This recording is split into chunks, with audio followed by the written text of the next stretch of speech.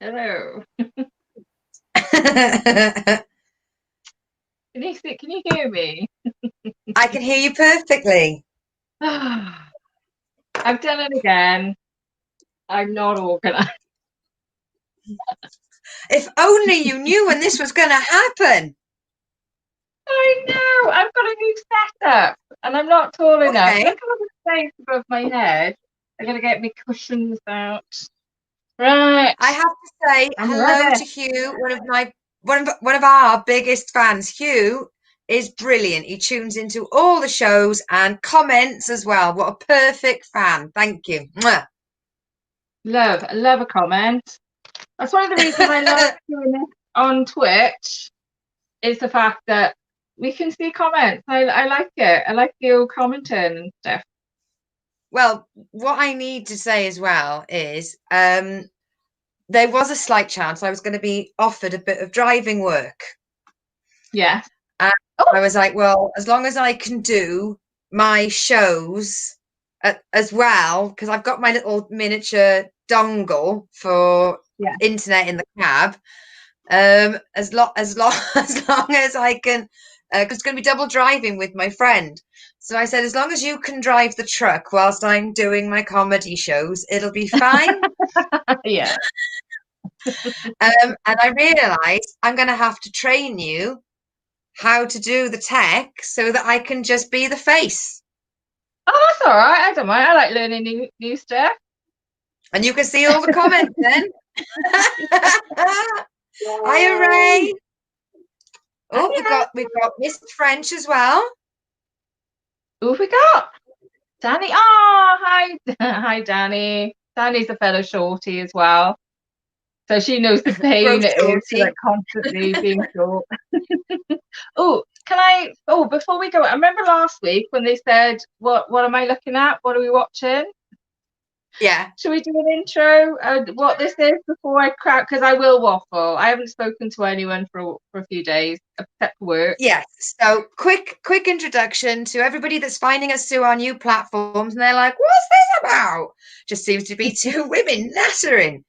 That's what it Waffling on. is. Yeah. Um, oh my goodness me, we've got all the Welsh Army watching. ISI, fellow previous guest. And if you'd like to catch up with Simon's episode, you Bye just need to go onto the Kitchen Sink YouTube channel. It's all there. And also you can go on any podcast provider and find Simon's episode up there as well. Well done, Lucy. You worked hard. You worked so hard on this. And all I do is bother to like on the last minute go, oh, we're on. By the way, I did do a post for this. By the So way, this is a comedy chat show entertainment thing where I'm a comedian, but I'm brand new. She's a comedian and she's well established. And we have a little and chat, together it's and then murder. we have a little chat. Then we bring on a comedy guest where we talk about anything and everything, and then they bugger off. Um, and Weeping then and we just after the counselling usually. yeah, and then we go, oh, weren't they lovely? And then we review comedy.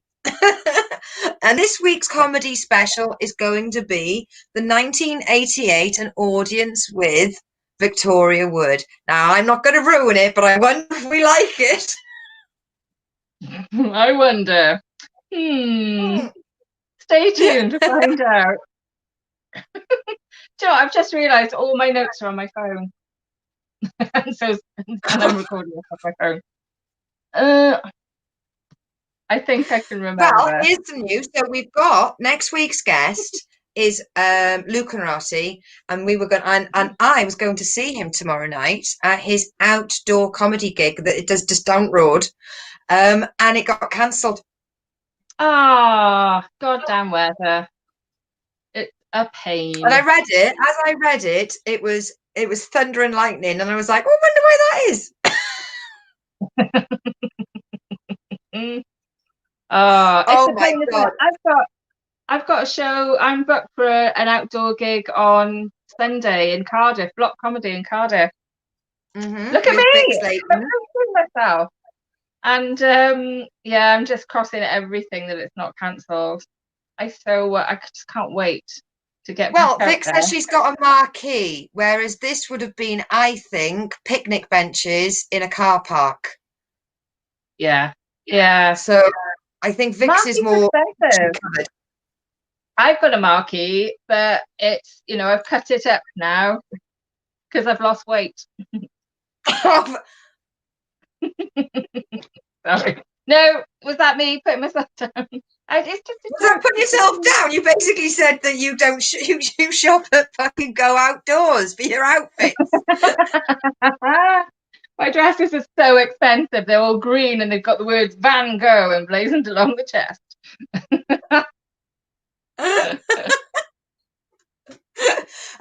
How have you been, my love? Oh, I'm good, thanks, Lucy. Oh, do you know what? Can I just say, oh my gosh, I'm gonna start crying. I'm not saying I used to run because we're on a break. We're on a break. We might come back, but at the moment, I'm quite enjoying being on a break. As much as I love all the ruffians, but I got a present this week from the Rough House crew. Look at those pretty flowers. Look at them. So thank you so much to anyone and everyone that donated for my leaving do. I got a little card. I got chocolate and then loads of presents and stuff. So I was like, oh my God, that's so nice. And the presents just kept coming. And Hales, who I believe organised it, along with a few other people. So, if I haven't mentioned you, it's because I don't know. I've had a few people say, "Oh, I haven't had the map." But I'm like, "Yeah, cool, great, thank you so much. I really, really appreciate it. Everyone that helped organise it or put in for it, I'm so touched, genuinely, and not in a terrible pedo way. A really nice, heartfelt way. Thank you." And I've already spent some of my book voucher on Adam Buxton Ramble book, and I've got a special signed edition. I can't wait. So I'm very excited. I can't wait for that to come through. So I just thank you so much. Thanks to everyone. And yeah, so I'm thrilled. How's your week been? I went away for a mini break. Yeah. And I went to Westwood Ho. One of the comedians from the online world put on her Facebook, Yeah. I've got a holiday rental in North Devon. I could do your mixed rates. And I was like, okay.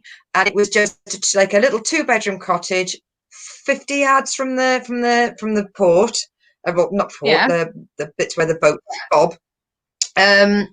Hello, Ellie. Hello, and yes, thank you, Ray. And all we did was eat, drink, sleep. I feel like I'm away on a Fortaventura. Oh, lovely. Oh, I'd Just love being to go on somewhere holiday. different. Yes. And having a Being bit of somewhere holiday different time. and seeing different things. Yeah, doesn't have to make a It was difference, just two and doesn't a it? half days, and I came back thinking I just arrived off the plane. Oh, lovely. Oh, and it's like, what, only down the road, Westwood Ho. That's why I say Westwood Ho. Right, actually, I Danny, I think know that's you're how trying to everyone be should funny, say it. okay, but I didn't go for right. I didn't go from North Devon. I went from Mid Devon to North Devon. So nah. That's a long way. Well done, Lucy. You really went up your It was comfort zone. 46 minutes. Yes, and Okay. our guest is already lurking. It is literally. It's not only the only place in Britain. It's the only place in the entire world with an exclamation mark. Westwood Ho. Ho. Yeah. Oh. But as a result, And I this think is this. anyone that says Westwood Ho should say it like that. Westwood Ho. So I'm lying in bed, and I sort of thought, well, I'll bring up Pokemon, and I was Oh it from God. bed. Ugh. I was able to reach a gym and 2 Pokestops. From your bed. So it was not. It was. I take the go out of Pokemon Go. You just Pokemon here.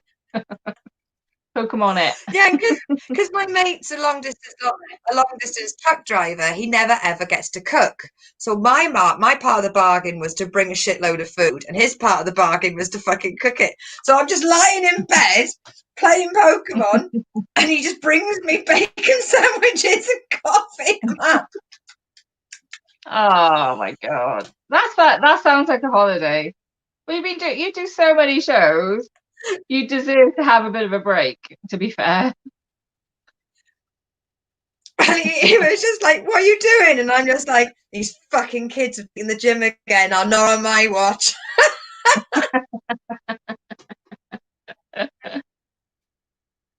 Ah, Yes, I had a good time. I ate too much, played too much Pokemon, and I drank like a fish. lovely. That's what But holidays I are mean, for, look how though, isn't zen you were when you came back. You came back like bloody namaste once you had your week away with your family. it? Is that what you're like now? Because I can't tell the difference between what you're normally like now.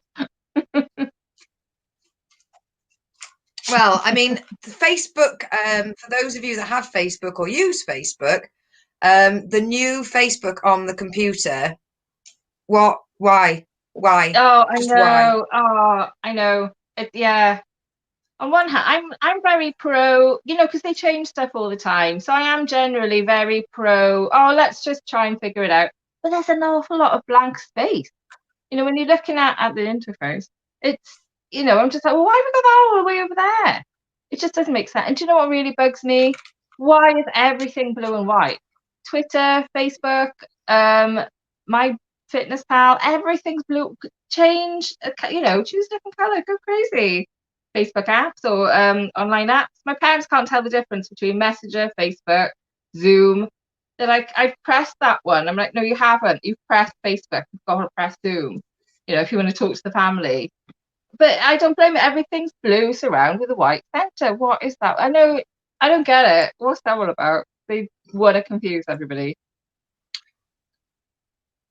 I know that all the Rafa's schools I used to teach at, they all made their walls blue because they're calm. Yeah, Ah, blue is meant to be a calming colour. So it goes to right. rough. They're like, quick, fucking paint everything blue because it'll make them not like the nasty chavs, just chavs. Yeah, I can yeah, say this now. I don't yeah. work there. That's going to make a difference. They're pepped up on bloody, I don't know, Red Bull or the Tesco version of Red Bull, Twitch or whatever it's called. And, no, oh, we're on Twitch, aren't we? Maybe that's what it's called, Twitch, because we're twitching all the time on the Red Bull and stuff. And, and they're hopped up on sweets with breakfast. But if they see a blue wall, that's it, they're Yeah. fine. So Crazy. yeah, because is it Monster that comes in actually like a lager-sized can, whereas Red Bull is sort of like Mm. thin. Monster is like, I've got a pint. I need a pint because I'm so adult. Grr. So these little fuckers would come in Yeah. like just before registration. They're carrying a pint of energy drink and one of Mm. those meter-long sticks of sherbet called pixie sticks or something. And Right. it's just like I just go up to them, I just swipe the sweets off them. Like I used other words, but I was like, "You Yeah. fucking wise, not happening." Just Yeah. Why is that, you can't jackass? do that to me, miss. I think I just have. My lot used to come in with Kick, his Tesco Kick, because it's like Red Bull, but much, much cheaper. And also, I did this Yeah. experiment once where I said, right, no Kick until the first break. Let's do it as an experiment, see what happens. So I'd regularly, once a month, do my little "this isn't food, look at the ingredients list" lecture. I said, right, as an experiment, let's just see, let's just do without it. And they're, oh, miss, I need my Kick in the morning. I'm like, no, you don't. You really don't. It's not food. You can do it just for one day. And honest to God, there was one kid and he couldn't take his head off the desk. He genuinely couldn't. And I'm like, what is wrong with these people? Why are they putting the shit into their bodies? Awful. I can't see the comment. You've made it. Right, what have we told you? I thought you were going to have your computer on one side so you could see it. Yeah. I'm not. Are you being racist there, Hugh? How dare you? But I see No, where you're coming from. you said, why is everything white and blue? Yeah. We're trying to calm our. Yeah, but this isn't blue. This isn't blue. How dare you? This, Hugh, is Miami mint. Thank you. Remember? It looks Well, you don't bloody blue remember. on your phone. That's not my It problem. does. It looks like my favorite. It looks like my favorite Right. blue. Yeah, All according right. I'll do it to this. the Tell you camera what. light. Right, you're having it. I'm moving my desk now. Hugh, what have you Oh, done? Hugh, you started her off now. That's it Hugh, what now. have you done? Do you know, I was sat there thinking I'm not massively happy because I've accidentally got. You meant to have a light behind you and a light in front of you, and I've accidentally gone. Oh, you know what? I thought I can't be asked moving my desk again. No, look, this is my this is my single mattress that I put up just to block a bit of the sound. It's my spare room office. And I normally have to move my desk from here to here, and you know how messy I am. The floor is full of my crap. I'm like, oh, I'm moving the desk again. It'll be fine. And as you can see, it's not fine. I do look. Anyway, I'm going to move my desk. Hi, everyone. Enjoying the show. We're so professional. Oh my gosh. And I've just been seeing my Oh, parents, and my dad's like going, are you doing enough work? I'm like, yes, yeah, I'm Dad. I'll take. yeah, you Anyway. can laugh now, Hugh, because of you. She's bloody rearranging her whole house whilst on. I can't tell what time it is or anything. I don't like doing this through my phone. The camera's a lot better though, isn't it? Right. It's just I can't sent see you anything. I sent you a message. I sent you a message half an hour ago, and it said, if you're using your camera, make sure you put your computer up so you can see the messages. Did you just Look, ignore that? don't tell me off, woman. Look, there's my computer. Can you see it? I have got it. The things aren't coming up. They're coming up. Right. They're coming up late. They're coming up after we've, about a second after. So where do I need to go? Right. I can Sorry, see it in real guys. time. Sorry for this on-air argument, listeners and viewers. Right, Sarah, on your computer. Yeah. I'm just moving the studio On your around. computer. Yeah. No, that is not right like that.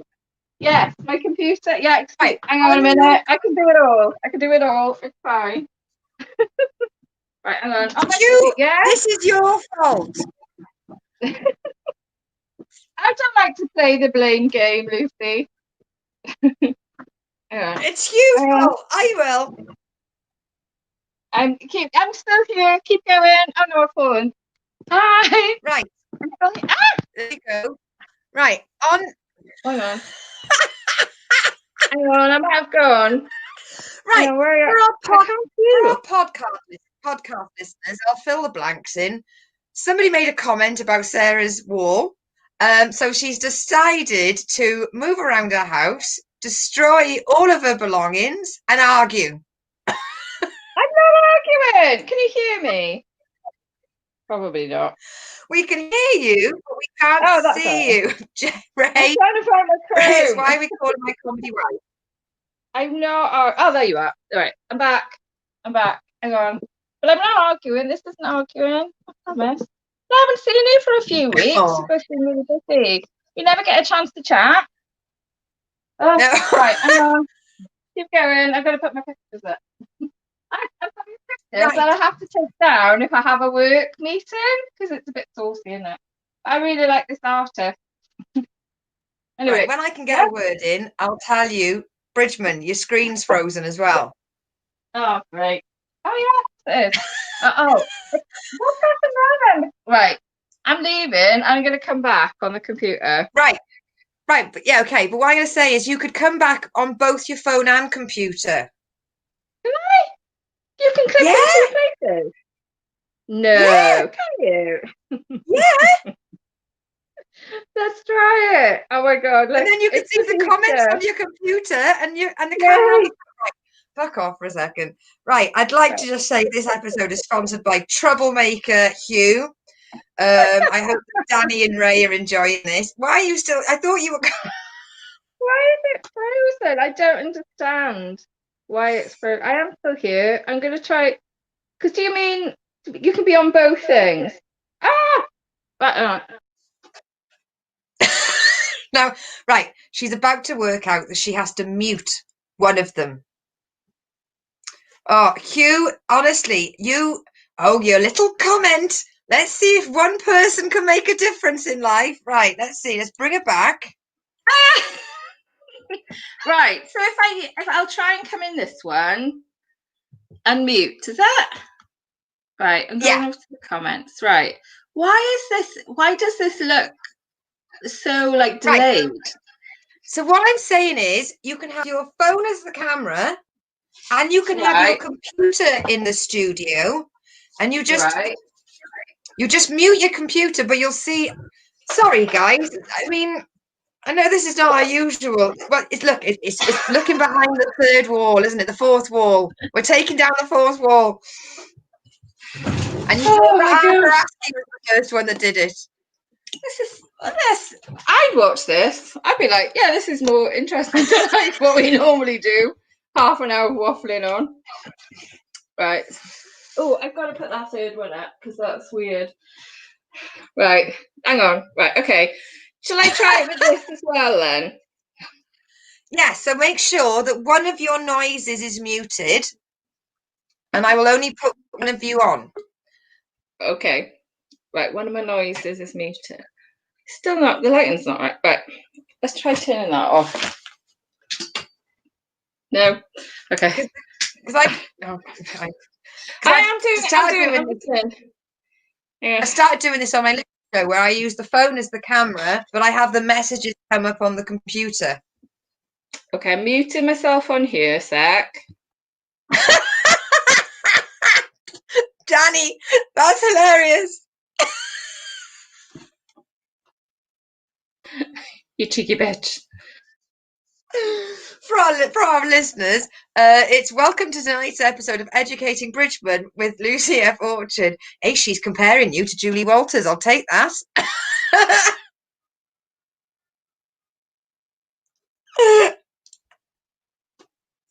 My phone's starting about now. Ready? My phone is messing about now. I can't get onto Messenger to click on the link. Right, you're just gonna have to stay like this then. Okay. Hugh, I'll try. I'll keep trying. Keep your comments about the locations different. It's just like a massive head. Hang on. Right. Can I put my other? No, I'm not. I'm not. It's easier to ask forgiveness than permission. Oh my god. Right. There you go. Oh, hang on. Right, there. One of us has got a pink ball.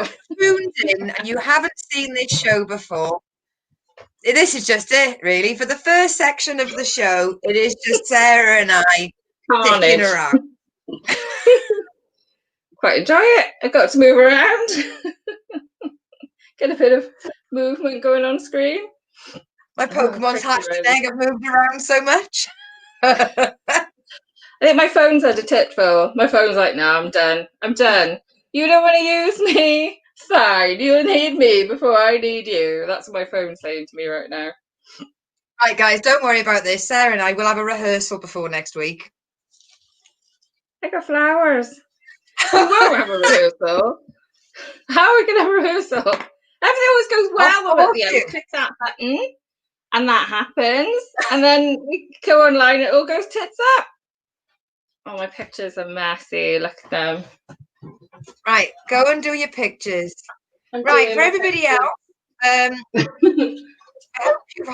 I hope you've had chance Sorry, Ray. It's really funny. For those of you who've had a chance, we will be reviewing An Audience with Victoria Wood, which is from days when an audience with actually was an audience with, and it wasn't just 5 planted celebrities that go, oh, I've got a question. How are you so great?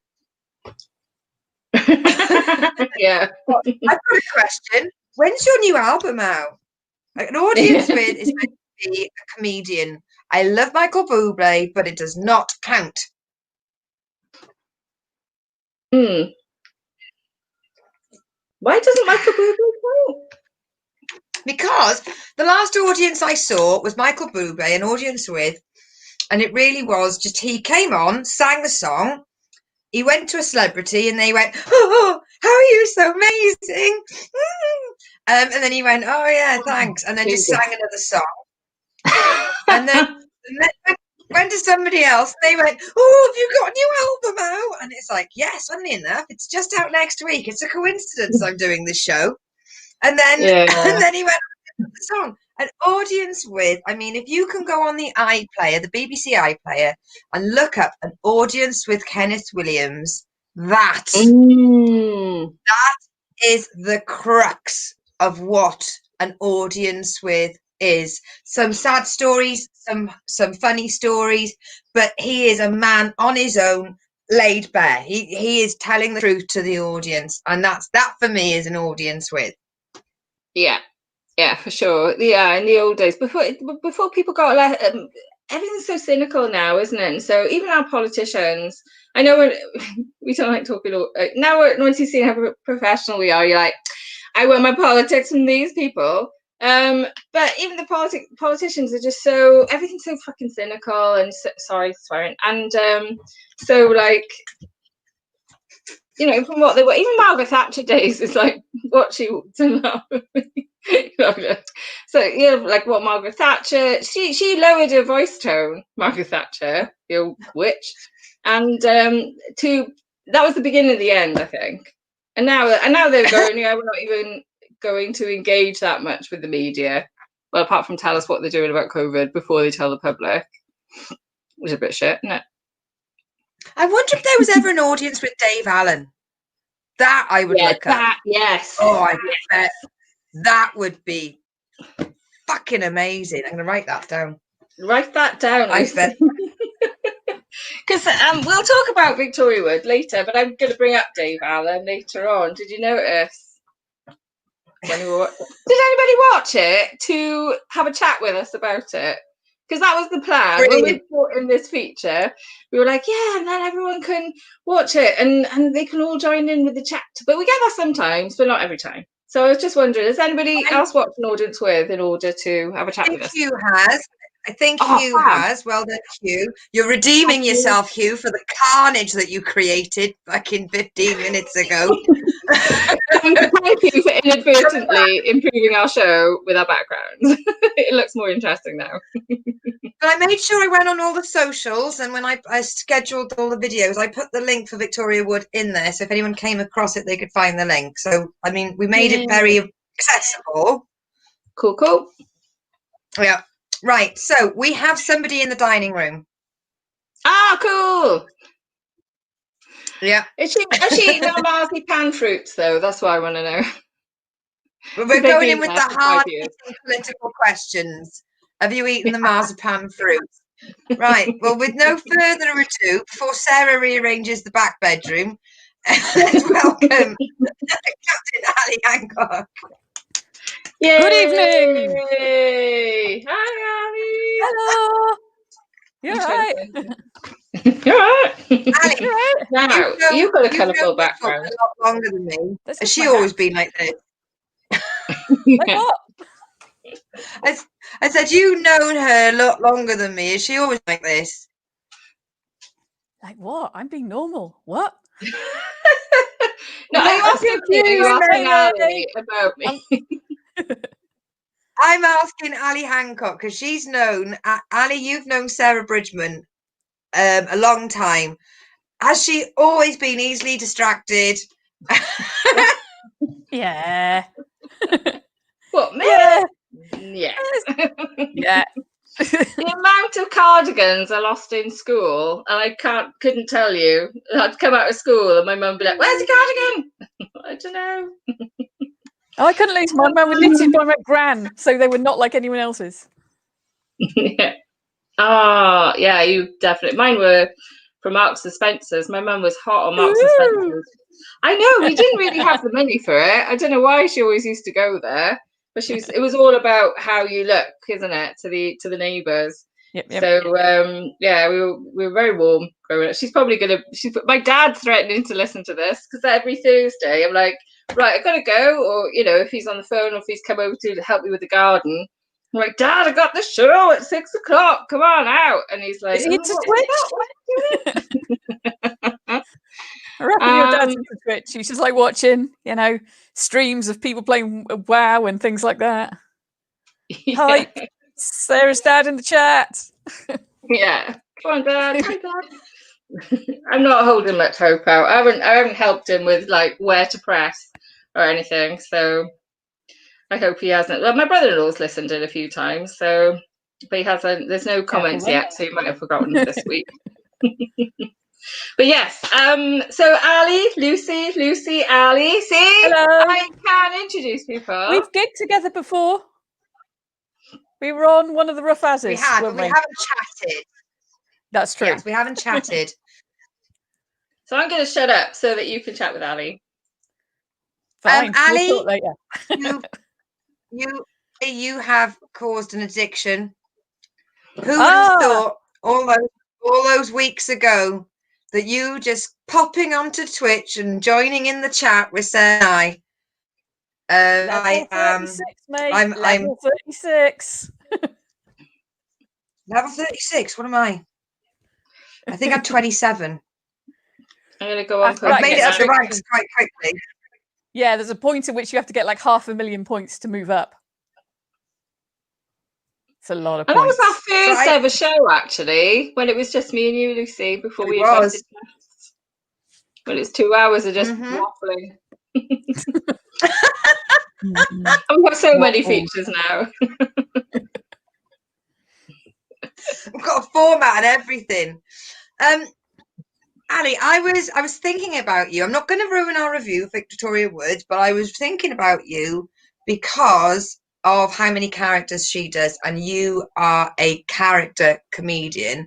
And what Sarah and I were saying the other day is how, if you think about it, comedians that counted as alternative in the sort of early 80s, or Ben Elton, Tony Flattery, Alexei Sale, all those white men, and they were considered alternative, and now that's the norm. So actually, alternative would be to be character or... Well, I would argue, and you can't argue this away, this is my absolute watertight argument, all comedians are character comedians. You can't argue. I'm right. Yes, I completely agree. There you go. That's my point. I'm done. Oh my God, there's two Sarahs. Hello. Right, I'm gonna remove one. There's a lot of stuff that's character before then, and I think you're forgetting French and Saunders there as well. They're also with that bunch. And again, with a lot of their TV stuff, they were doing characters and things as well, like forgotten what it was called, the one with the big bomb at the start. Oh, a taste of French and Saunders. No, what I was thinking. No, they're in a group for that. Someone will know. Not the 9. I know. Something to do with Comic Factory. Comic Factory? No, but nearly. Sarah's talking, but we can't hear her because she's on mute, and I think she doesn't know we can't hear her. Maybe it's like we're being rude.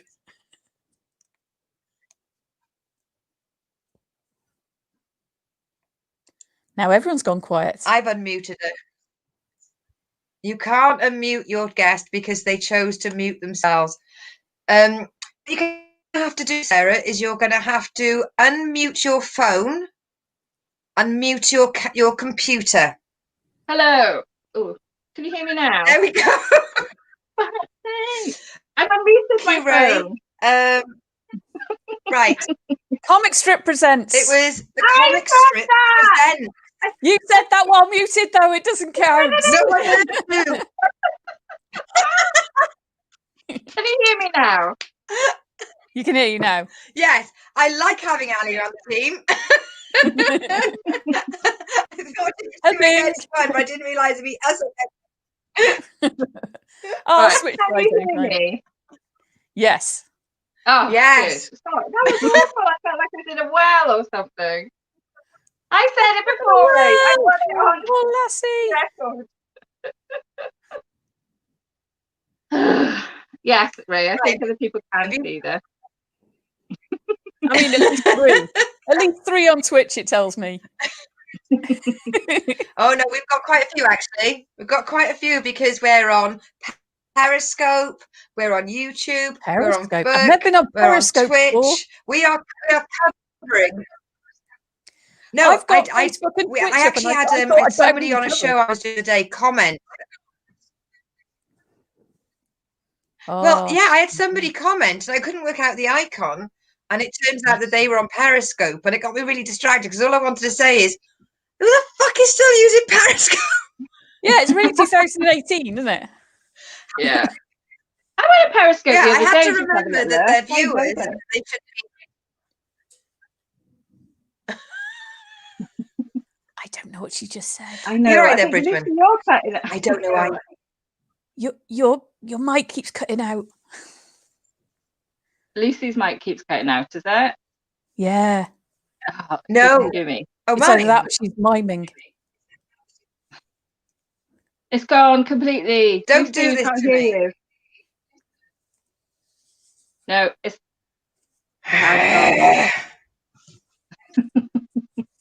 Technology is a pain in the ass. Technology. Just Can you hear me now? Yes. But it's very stilted and you keep freezing. This happens every Tuesday. The last few Tuesdays. I don't know if you're in a different place in your house, but the last few Tuesdays has been very stuttery. Right, okay. You two talk. Hey, Sarah! Hey, Ali! How are you doing? We're clashing nicely now, aren't we, our background? Really? Like, I know my room's quite reddy orange anyway, but it turns out my new massively widescreen camera really does pump up the red. But you know what colour you're in here? More red. You're looking very swish. I was wondering what that was. Oh, what now? That you're looking really swift, like normally, because we chat like during the end of the world. We chatted, didn't we, on Messenger. But you're looking. It looks broader. Yeah, it looks good. It's pretty wide angle. Unfortunately, that means now here's your photography lesson, kids. Wide angle means it exaggerates perspective, and so if I move my hands towards it, it looks like I have enormous hands. Yeah, I got a better camera after we did our Twitch thing with my podcast buddies, and I was like, I've got to really. I bought this camera so long ago; it doesn't even have speakers on it. So bought a new one. Didn't realise it was going to show my entire house. I mean, look at it. I'm going to have to tidy up before I start teaching. I just realised I'm not widescreen. I wonder, would that be better? Ah, that's better, isn't it? Right. Sorry. That is better. Well, it hasn't changed your focal length. It's just changed your orientation. You are now landscape instead of portrait. She's gone. Oh no, she's lost her connection. I'm back. No, it's right. Can you hear me now? Can you hear me now? Yes. Can hear you. I find it really strange that I do a podcast which involves around the world and I never have any problem. The minute I try and talk to Sarah or anyone, whenever I try to chat to anybody local, the computer just goes, no. No, thank you. We've got a fan. This is where we lose Sarah's attention. She can't cope with a compliment. She's got a flower and a compliment. We're doomed. What? I got a compliment. I can't see it. Compliment, mate. Oh, thank you, Carla. Send a picture, and I'll use I think Sloan complimented her hair once. I lost her for 10 minutes. That's very well. I was thinking about washing my hair before I came on because I'm like, I know this podcast's all about hair. So, yes. So. That was a wise decision. Lucy, thanks you for that. Please. My hair went great today. That is curly. Come back to me. Come back to me. Ali, tell me about your podcast. I am in a podcast called Crudely Drawn Swords. And it's a real play. So imagine people playing Dungeons and Dragons, but not Dungeons and Dragons. We play Dungeon World. Very important to the nerds amongst you, because Dungeons and Dragons, too crunchy, too many dice. And we've been running for like 4 or 5 years now or something. We've got like... Wow. In like 130,000 total plays or something. We've got like a few people who follow us, and there's a woman on Twitter. She often does artwork for us. She put one up today. She just draws stuff from the podcast, and it's cool. It's like being famous. I play Enigma. We are famous. Famous. Yeah, we did a stream. So can I ask? A couple weeks ago. I've known about Dungeon World type games with the multifaceted dice, but I have never ever played one. Neither have I. And would listening to your podcast help me? I mean, I don't know what you just said though, because I just pulled out my headphones. I thought I'd join in. I mean, Sarah started it. This is the show where the tech went. Also, I've got a lot of dice. I'll ask again. Right, so those are the multifaceted dice. I have never played an MP RPG On a computer, like computer game things. I've done Travian. I've played Travian, but it doesn't involve cards or a board game or anything like that. So would I listen to your podcast to find out, or would I need to find out before I listen to your podcast? As is more about stories. A lot of the real plays, some of them have got a lot more about mechanics. There's a podcast called One Shot, and they do a one shot of a game that lasts just one episode, and they will discuss how the game goes. But we've been running the game so much, and the people who are on it, we've been friends for ages. We've been doing role play, live role play, all sorts of stupid shit for years. So, and we're all very much storytellers. So Dungeon World is very low on rules. So from a listener's point of view, you mostly just hear us telling a story between us. So we've got the person in charge, and he's telling us what's happening. And then we're reacting to it and saying what our characters are doing. And occasionally we roll dice to see if we just fall on our asses. So start at series 2, because we're not as good in series 1. Right now. How about the first series? And what is it called? Figure it all out here. Crudely Drawn Swords. Because when we first played, we had a communal map and we kept drawing crudely drawn cocks on it. Green wheat? I think that means they're not ready yet. Are they? Sorry, we're going to talk about me again. Come autumn, it's going to go yellow. Where's my camera? Green wheat? Carla? So it's called Crudely Drawn Swords. Crudely Drawn Swords. Oh, crudely drawn. Sorry. Yes, because we used to draw crudely drawn cocks. See where it comes from? But then the drawn has a double meaning, like drawn, but also, drawn. It's a very clever name. I didn't come up with it. That's the first time I've got that drawn in.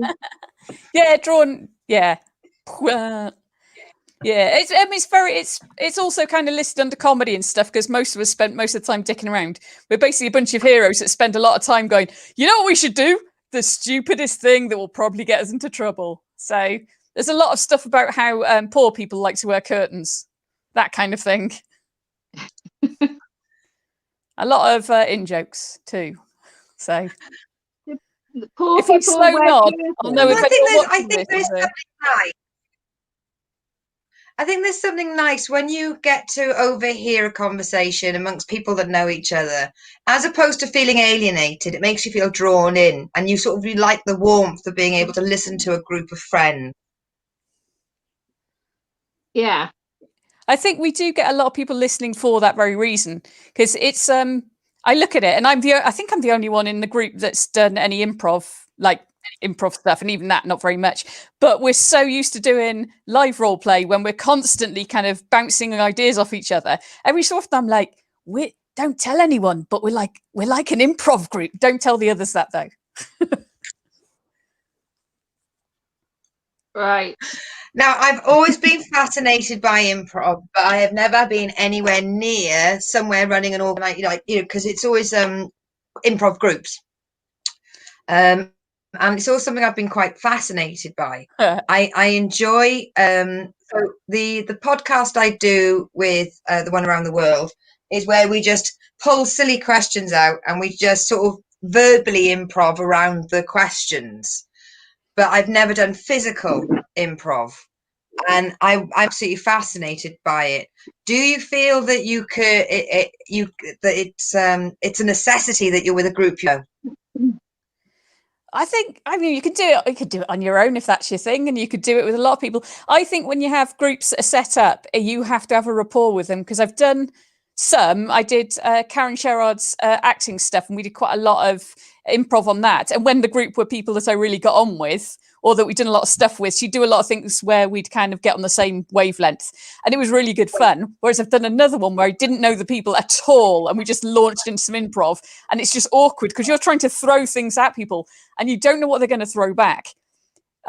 Whereas, when we're doing crudely drawn swords, a lot of the time, in fact, before now, I've guessed what's going to happen in the plot, and the GM has gone, yes, that is what happens, because we've known each other for so long. We're often coming up with similar ideas and we'll bounce off each other. That whole yes and thing. Just don't tell them I said that this is improv. I'm going to get in so much trouble. Yes, Ray. We Leroy Jenkins all over the place. Although I was never a WoW person. I'm talking to my nerd friends here. What's a Leroy Jenkins? I think it was a famous YouTube clip, and I think it's from World of Warcraft.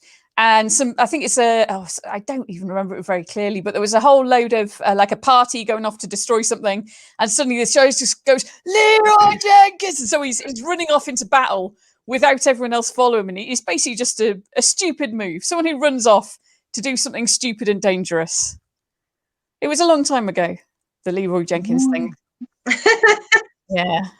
So Ray is a super fan though. Ray's a role player. Oh, cool. He said earlier on, he ran a gaming club, but that's how come he knows lots of people I know, because he does Warhammer. Oh yeah, that's a bit. That's not cool. Gotta have good eyesight for that. Unfortunately, there was. That's I've been in there. It smelled funny. They looked at me weird because I was a girl. I went out again.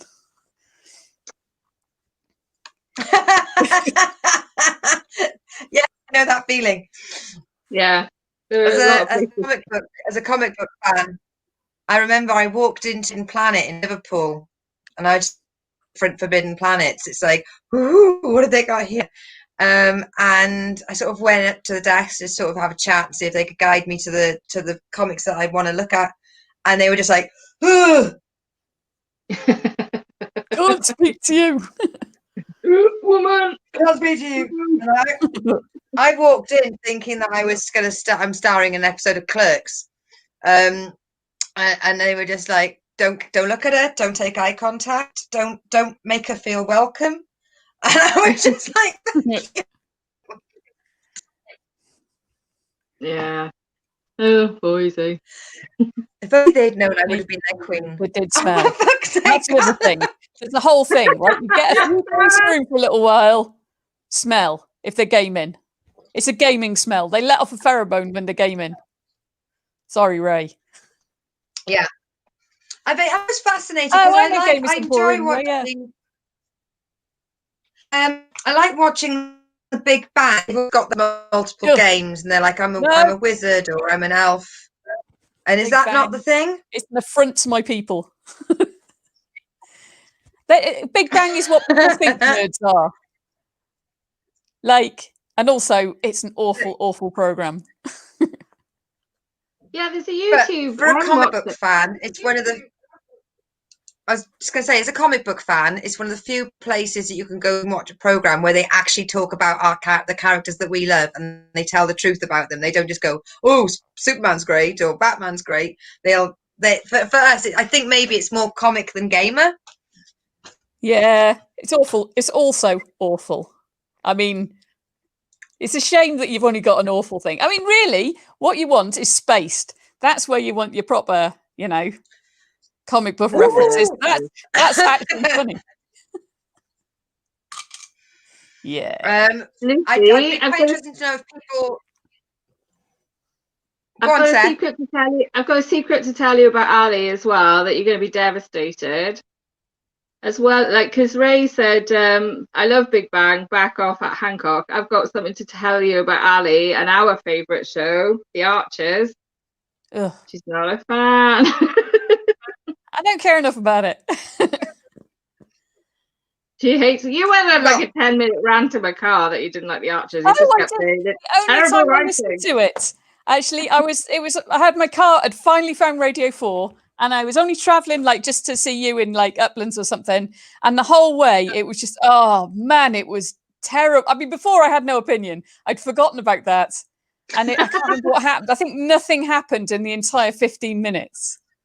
And it was That's The just, Archers view. I was angry by the end of it. I mean, it was that poor. That poor. Some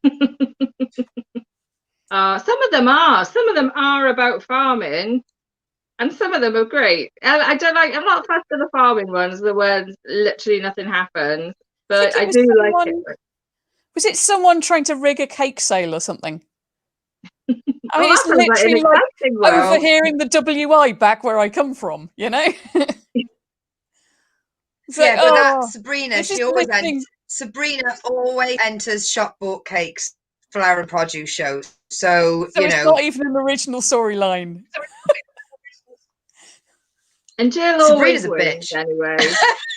Jill is the best cook of them all. So, but yeah, no, I just wanted to bring that in. We can go back to comic books, but I just wanted to bring that in as well to shame our guests. That's what we like to do, isn't it? Shame. I'm not Sorry, shamed. I think what I've done here is I've brought to light the tyranny of people who claim that Archers is good. We don't claim. We know. Yeah, part of our cultural heritage. My cultural heritage. Right, we're going to move on from this before I get cross. So you hold a comedy night. Ali, I'd love to know more about the comedy night that you held in Swansea prior to the pandemic. I'd love to hear more about it. Sarah talks really highly about it. Well, first of all, it's anti-Archers.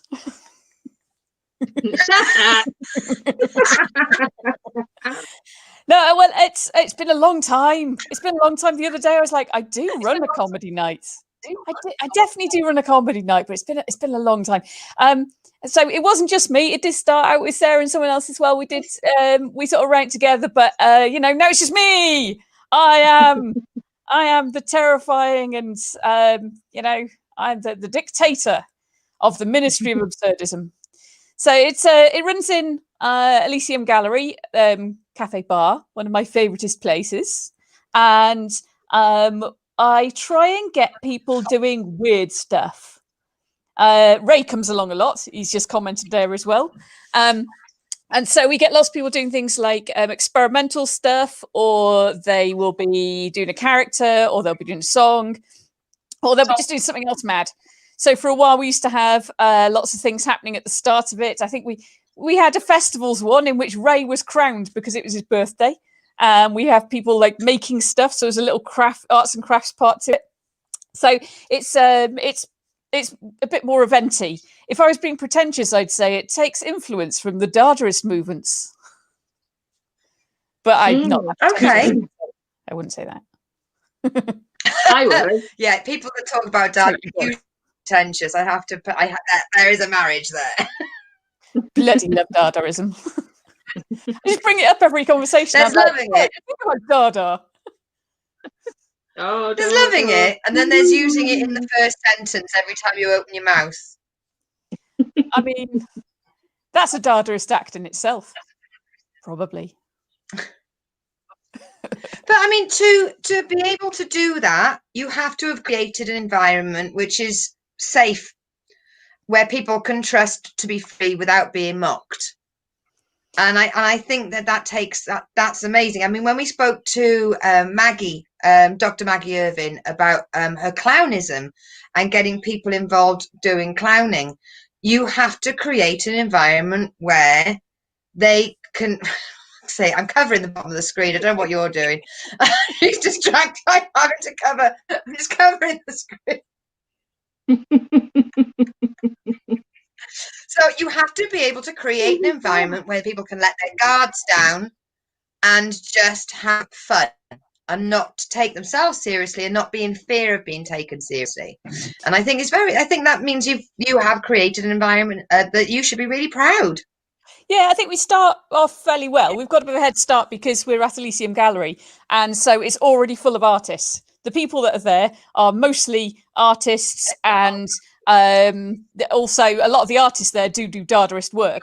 So I've done like performance art with those guys and things like that. Stupid characters, all this kind of business. So yeah, I do dada. Do dada. I do dada. Dada. And we've got a really good audience, which will go along with it. Because I remember one we did. I remember Sarah was in this one, and at the very start, some people were giving us daggers, like, "What the hell is this?" And like, because they come along expecting, like, I don't know, Michael McIntyre, or have you ever noticed that airport food or whatever? And I can't remember what we were doing, but it was some mad shit. I think it's when we did a boy band or something. There were daggers all the way. By the end, they were laughing their asses off, and they came over and they said, "We're coming back to this next time." And it's quite interesting. We've built up an audience for that, which means that we could then tell our comedians that don't worry, whatever you're doing, it's going to be whatever crazy thing you're doing. We've done worse, and the crowd will go along with you. Yeah, it's great when you get that crowd because you can do anything and it's so much fun, and you're not following a formula or doing your rule of three or anything. You're just having a laugh. It's a lot of messing about really and clowning and stuff. Or on the day, because there's usually a theme, isn't there? So on the day, you can, like, I'm terrible, as you can imagine, I'm last minute Annie all the time. So on the day, you can just go, oh, what's the theme about? And write and then go up and do it. It's so much fun. I love it. Absolutely. The time I did the one that was Choose Your Own Adventure, I had a morning at work where I didn't have really anything to do, and no one knew I was at that campus. And so I spent the whole time using up all of the art materials, just making the screens you get for Spectrum, so it's like blue and white. So I made one of those, and I was drawing all these stupid characters and that kind of thing. Yeah, that was done when I was being paid by my college, so I hope no one listens to that. Did everything disappear for you guys? Because it did for me. No. Oh, that's I think right. Black's out. I think that's the gin. That'll be the gin then. Yeah. As we're talking about. You go. Sorry, it's so jittery. As we're talking about, I might go downstairs because maybe it's me. I don't think so. It looks like it's full Wi-Fi, but it might be me. Who knows? But while we're talking about, I just want to say on record, because I did have a big falling out with one of us at the Absurdism. So I just want to say I'm sorry, Swan, and I miss you. And it'd be very nice if you started talking to me again. It would. If somebody could pass that on. I've tried. I know, I've tried too. But there we go. Somebody might message her and go, stop talking to Bridgman, she's sorry. Whatever it is that she did. That's comedy for you. Right. We've had a message. Can I try it or not? Up to you, darling. I'm finding you okay. You look like you're all right. Okay, cool. It's just socks occasionally. Right, we've had a question from Hugh, and I hope this doesn't encourage you to move rooms or change anything, because Hugh is a troublemaker today. So Hugh has asked, what is the weirdest thing you've ever crocheted? I used to make quite a lot of Cthulhu's. I've made a big caterpillar hat. You know, the very hungry caterpillar. I made a hat that was like that. You're looking confused. Have you heard of caterpillars or Cthulhu? Oh, no. I was just admiring a Cthulhu online only the other day. Cthulhu. They weren't together, but they could have been. I don't know. I've made an elaborate cardigan, but that's over there, and I will unplug my speakers by accident if I do that. I don't know. I've probably done something weirder than that too, I'm sure. Yeah, that's probably the answer, Cthulhu. A Cthulhu. What is a Cthulhu? And how you spell it? Cthulhu. I would never said that in a million years. Yeah. That is this monster. It's ancient monster coming up from the deeps. He turns up in what's his face? H.P. Lovecraft. I'm Googling it. Horrors. That's where that comes from. There you go. This wasn't a hat, was it? I've not made a Cthulhu hat, but I've made quite a Cthulhu dolls. But ages ago that was. They're easy. Just round top, you know, couple of tentacles. Yeah. Standard. You know, standard. Yeah, round top, 100 tentacles. You know, a Cthulhu. Cthulhu.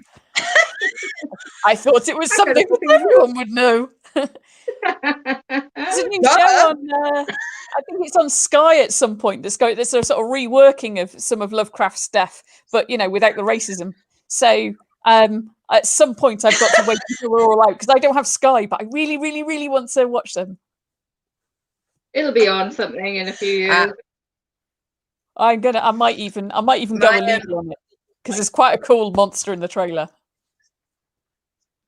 I love a cool monster. Yes, I'm very lucky. My brother has Sky, and we have one of his devices that we have connect. We have a device password that we have connected to the TV. If anyone from Sky is watching, deal with it. I don't know. I don't think it's illegal. It's hard to know what is these days. Well, the thing is, you get given like 5 passwords. That's how it works. Yeah, you get 5 device passwords. Doesn't say that device has to be in your house, so I don't think it's illegal. And you know, it's my house too. It's just that, you know, I'm living here, not there.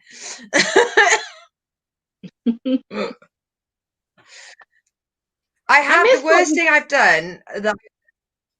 Because the most annoying thing I've done is when I've gone to watch something on ITV or Channel 4 and it gets stuck on an advert. I want to watch something and it just plays you like 7 minutes of adverts. Like, fuck's sake, I just want to watch the program, so I will go illegal to watch something that I could watch legally, but I just get stuck. Like on your 15th minute of them playing the same car advert, you're like, I could sort this. Yeah.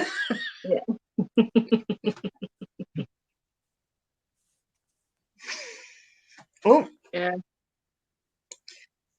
So Ali, when we are seeing slight sniffs of gigs coming back. So are you looking to start figuring out into the real world to do more stand-up, or are you going to wait until it's back to sort of normal-esque? I don't know. You see, I feel like I should go towards normal, especially because like I'm going back to work next week, and I'm in a room with lots of stinky teenagers. I mean, you know, but with me and Sarah doing one in October, providing, you know, plague doesn't happen, and see how that goes. I don't know how wise it is, though. I think it's one of those things to keep an eye on because we're, you know, it's never going to be safe indoors, is it? Until we've got rid of it. Yeah. But I like being on stage. I'm really missing it. I've got a gig on Sunday and I can't wait. I mean, the only things yeah. like the methadone is like the likes you get when you made a video, and I haven't made a video for like a month. I've got withdrawal, cold chicken. I'm going to make a really, really shit video just so somebody clicks like out of, pity. I wish you would. I liked that video. You did the clam poetry one, and I really liked that one. I want you to know of that. I did clam poetry. I did the documentary one. I did the local news victory against the virus, and I did something else. Oh, and I did the lizard one for that Rafaz. Oh, that wasn't a video. That was actually live. But I feel like that one, if I make a video, that'll just be a crap version of on stage. It's designed for stage, that one. Yeah.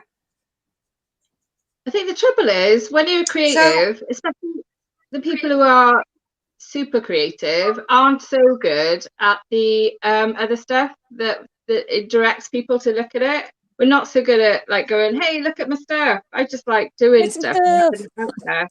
Yeah. I got over 400 likes for one of them. That's amazing. Oh no, 400 views, not 400 likes. Sorry. All right. Even I was excited for a minute there, and then I realised I'm lying. My lying wool's a lot better than my real world. Yeah. I think the most views I've ever got for anything was something that I didn't record. They haven't got permission to put it up, and it's from 12 years ago. And like, you can imagine all my bloody Lunars are like, I've seen you on YouTube 12 years ago, and they don't notice that. They just go, oh yeah, I saw your comedy about the Street View map, and I'm like, oh. One of my videos, like the lizard one, so this may be like 100 views tops, but there's a comment from one of the students that finished last year. And not, well, I know she's put, and it's almost like she's using my word. She says it's a very creative video, and I'm like, I can hear the accent you put on that I put on student work. I'm like, it's a very creative piece you've made. Yeah. Like, that's like we go and see a play and tell the actors afterwards, oh, I like the costumes. The lighting was good. Oh, when you come on stage, people are saying, oh, you knew. Well done. But you wouldn't say that like what that. You're trying to do. Fucking hilarious. Right, I'm going to ask, because I just like myself and Sarah, you're a female. See, very good observation there. My research is second to none. Amazing. You're also not just 18. Look at that. Look at that. I'm like fucking research style. I'm in the 18. 18. So have you found in comedy that some fucking man is coming up to you and decided that you need the feedback that you haven't asked for regarding a set you've done? Has anyone come up to you and thought, tell you what Ali needs? Ali needs my fucking wisdom on this. Let's talk bollock at her and then walk away flobbing my dick everywhere. You do, but I'll be honest, I think sometimes I weird people out enough that they don't know how to deal with it. Like in the same way, I very rarely get hecklers, because you often get hecklers and people that join in. I think if you've gone on about time travel or like, clam poetry, people are just like, I don't know how to respond to this. So that you get a bit of that. I think I sometimes get a little bit patronizing because people are like thinking that maybe I should do something more normal occasionally. And I'm like, it's not my thing. I was given feedback once that I wasn't very Glee Club, and I'm like, no, I'm not. I'm like, that was not my intention. There's a whole thing there. I'm not doing this by mistake. This was on purpose. I'm wearing a giant like stupid costume or something. She's not doing observations and running around the stage. What's that all about? What's going on? Yeah, that's not like there's only one type of comedy, Yeah. I mean, I have had some good feedback and it's in the past. I think, I don't want to be negative about it. I think some of the like more established comedians that come over and give you feedback and stuff can often be really, really fab. But yeah, especially when it's someone who's kind of coming from a very like observational, very I'm trying to use a word that isn't rude. I'm going to say ordinary and make it sound like it's not rude. Very kind of ordinary comedy. I'm always a bit like, I feel like I'm in a different world to you, mate. I'm doing something different there. Yeah. Yeah. Maybe broad your horizons. Maybe Yeah, watch I've some just walked different on types of stage with comedy, like a mate. massive like robe and like red and blue face paint all over me, you know, starting a cult. I'm not doing the same thing as the people who come on stage and go on about, you know, wanking and how untidy their girlfriends are or whatever. Mm. Yeah. Have you tried making jokes about dating apps? I mean, have you really tried? I did genuinely No, that's try. my tip, Orchard. Back off. I'm the one who does dating apps in Wales. I'm all about. I forgot even what the Tinder. Is it Tinder? Is it Tinder you kids are into these days? Tinder.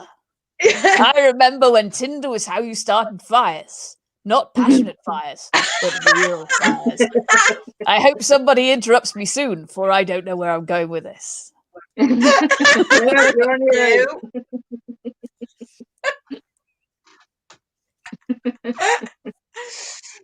own. So I know this is me making an assumption, but I have trouble being clean, not as in hygienically, but as in material. And I don't think it's a fair assumption. I think in the back of my head I do make this jump, is that people that do sort of more character work or story work that you do, you're going to be cleaner. Do you swear, or do you make an effort to be non-sweary? In my view, swearing's like a little bomb you can put in, because if you don't swear a lot, then when you do swear, it has an effect. So if I go fucking this, fucking that, when I want to make a point, I don't get a laugh for it. Where I've got a cunt in the middle of one of my jokes, and because I've got that word in there and I've had no other swears, it gets a laugh, even if they ignore the rest of the joke is better, in my opinion. But the way audiences work, you stick a rude word in there, boom, you've set off you've told them to laugh. And I think I do get mistaken when I do stuff. Is people think, I think when people see characters and things and stories, they always think that you're doing stuff that's kind of childlike and for kids. Whereas actually, absurdism stares at the void, and quite a lot of the time, you're trying to do something quite clever with it. You're trying to play around with words, or you're trying to play around with a notion, an idea, or it's a metaphor for something. You know, I've snuck in a couple of political things in there, but yeah, I think a lot of people just don't know what is happening. Yeah, and I know. And when I made the assumption in my head, I immediately thought that's you being a dick, because there is no rhyme or reason why being absurd would mean that you were clean. But I suppose you just can't help but paint yourself with all the other character acts you've seen, and you just sort of bank it, even though you are so individual and unique in the way you approach things. There's no template for that kind of comedy. Your brain tries to stereotype and put things in boxes. You want to see some of the ones like I'm thinking particularly of Alison Thea Scott. She's got lots of things with mad bits of characters. She's got one bit where she's wearing a giant like lampshade and pretending to be a jellyfish that's singing Gloria Gaynor, and she tries to get someone to eat a donut off the back. But at the same time, she's got a song where she has dicks in her hands and sings. Sing. I can't remember how the song went, but yeah, she was singing the song about having dicks for hands and stuff like that. So you know, if you can find these people, they exist. And they often will have, like, if you're going into the rude side of things, it's almost deliberately crass. I'm going off onto an odd tangent here that no one will care about, but there's a particular type of very, very obscure genre of books called Bizarro. And a lot of that. I know it. You've read some Bizarro. Fantastic. I love the Bizarro stuff. So pretty much you've got these books that are deliberately weird and deliberately strange, but also at the same time, they are often deliberately crass and deliberately kind of almost oversimplified. So on a Dick's theme, there's one of them where it's a whole story about this guy whose dick keeps growing and then removes itself. And then it's like this kind of attack of the dicks. And so it's these ridiculous stories, and often it uses that part of absurdity. I feel like I've got a superpower. I can make anyone just go on about dicks for a while. I can break anyone. I've known Ali 5 years. I've never heard her say the word dick or cunt. And today she said both. You have. I say them frequently. To her face or behind her back? Yeah, totally. Yeah, see, you're a good dick. Do you know, I remember finding, I remember finding, I don't know why I'm whispering, because my mother will watch this later anyway, but I remember, finding words my mother can't hear, because she will watch this thing later. I found a pornographic VHS that belonged to my father, and it was called, what's his name? Edward Penis Hands. I think I've heard of that. Grim. Edward Penis. I mean, you're going to end up with arthritis, aren't you? Because that is heavy. That's a lot of. That's not nimble. You wouldn't be able to play the piano.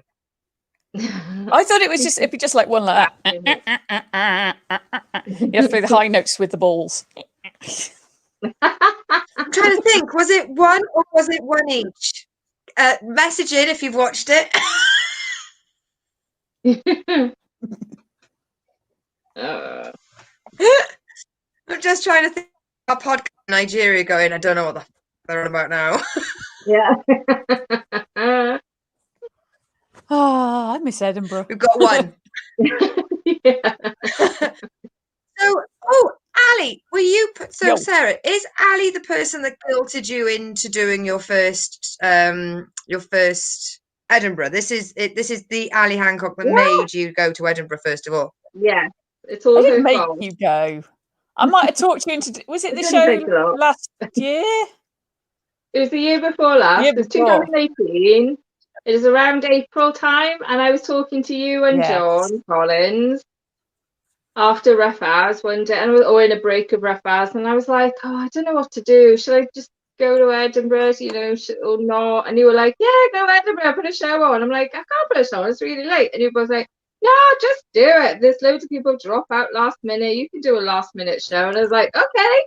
And you had that nice room upstairs by Chris, didn't you? And it was all that. I only saw it when you did it in Swansea, but it was that one that was a bit of a party and everyone had a bit of dance in the middle. And she wrestled someone. I don't know if anyone's aware. She wrestled someone in the audience. Yes, I do. That was part of the show. It's my dream to be. That's the part. Like the whole show is called Sarah's World, and the point of it is at the beginning I'm talking about like dreams and like things I've always wanted to do, and I've always wanted to be a wrestler. And by the end, I'm like, but I haven't got the confidence to do it, or I haven't got the self-esteem to do it. And by the end, I'm like, shall I do it? And they're like, yeah. And they rip off my clothes. Underneath, I got my wrestling costume. And then I invite a member of the audience up to come and wrestle me. And then it finishes in a big wrestling match.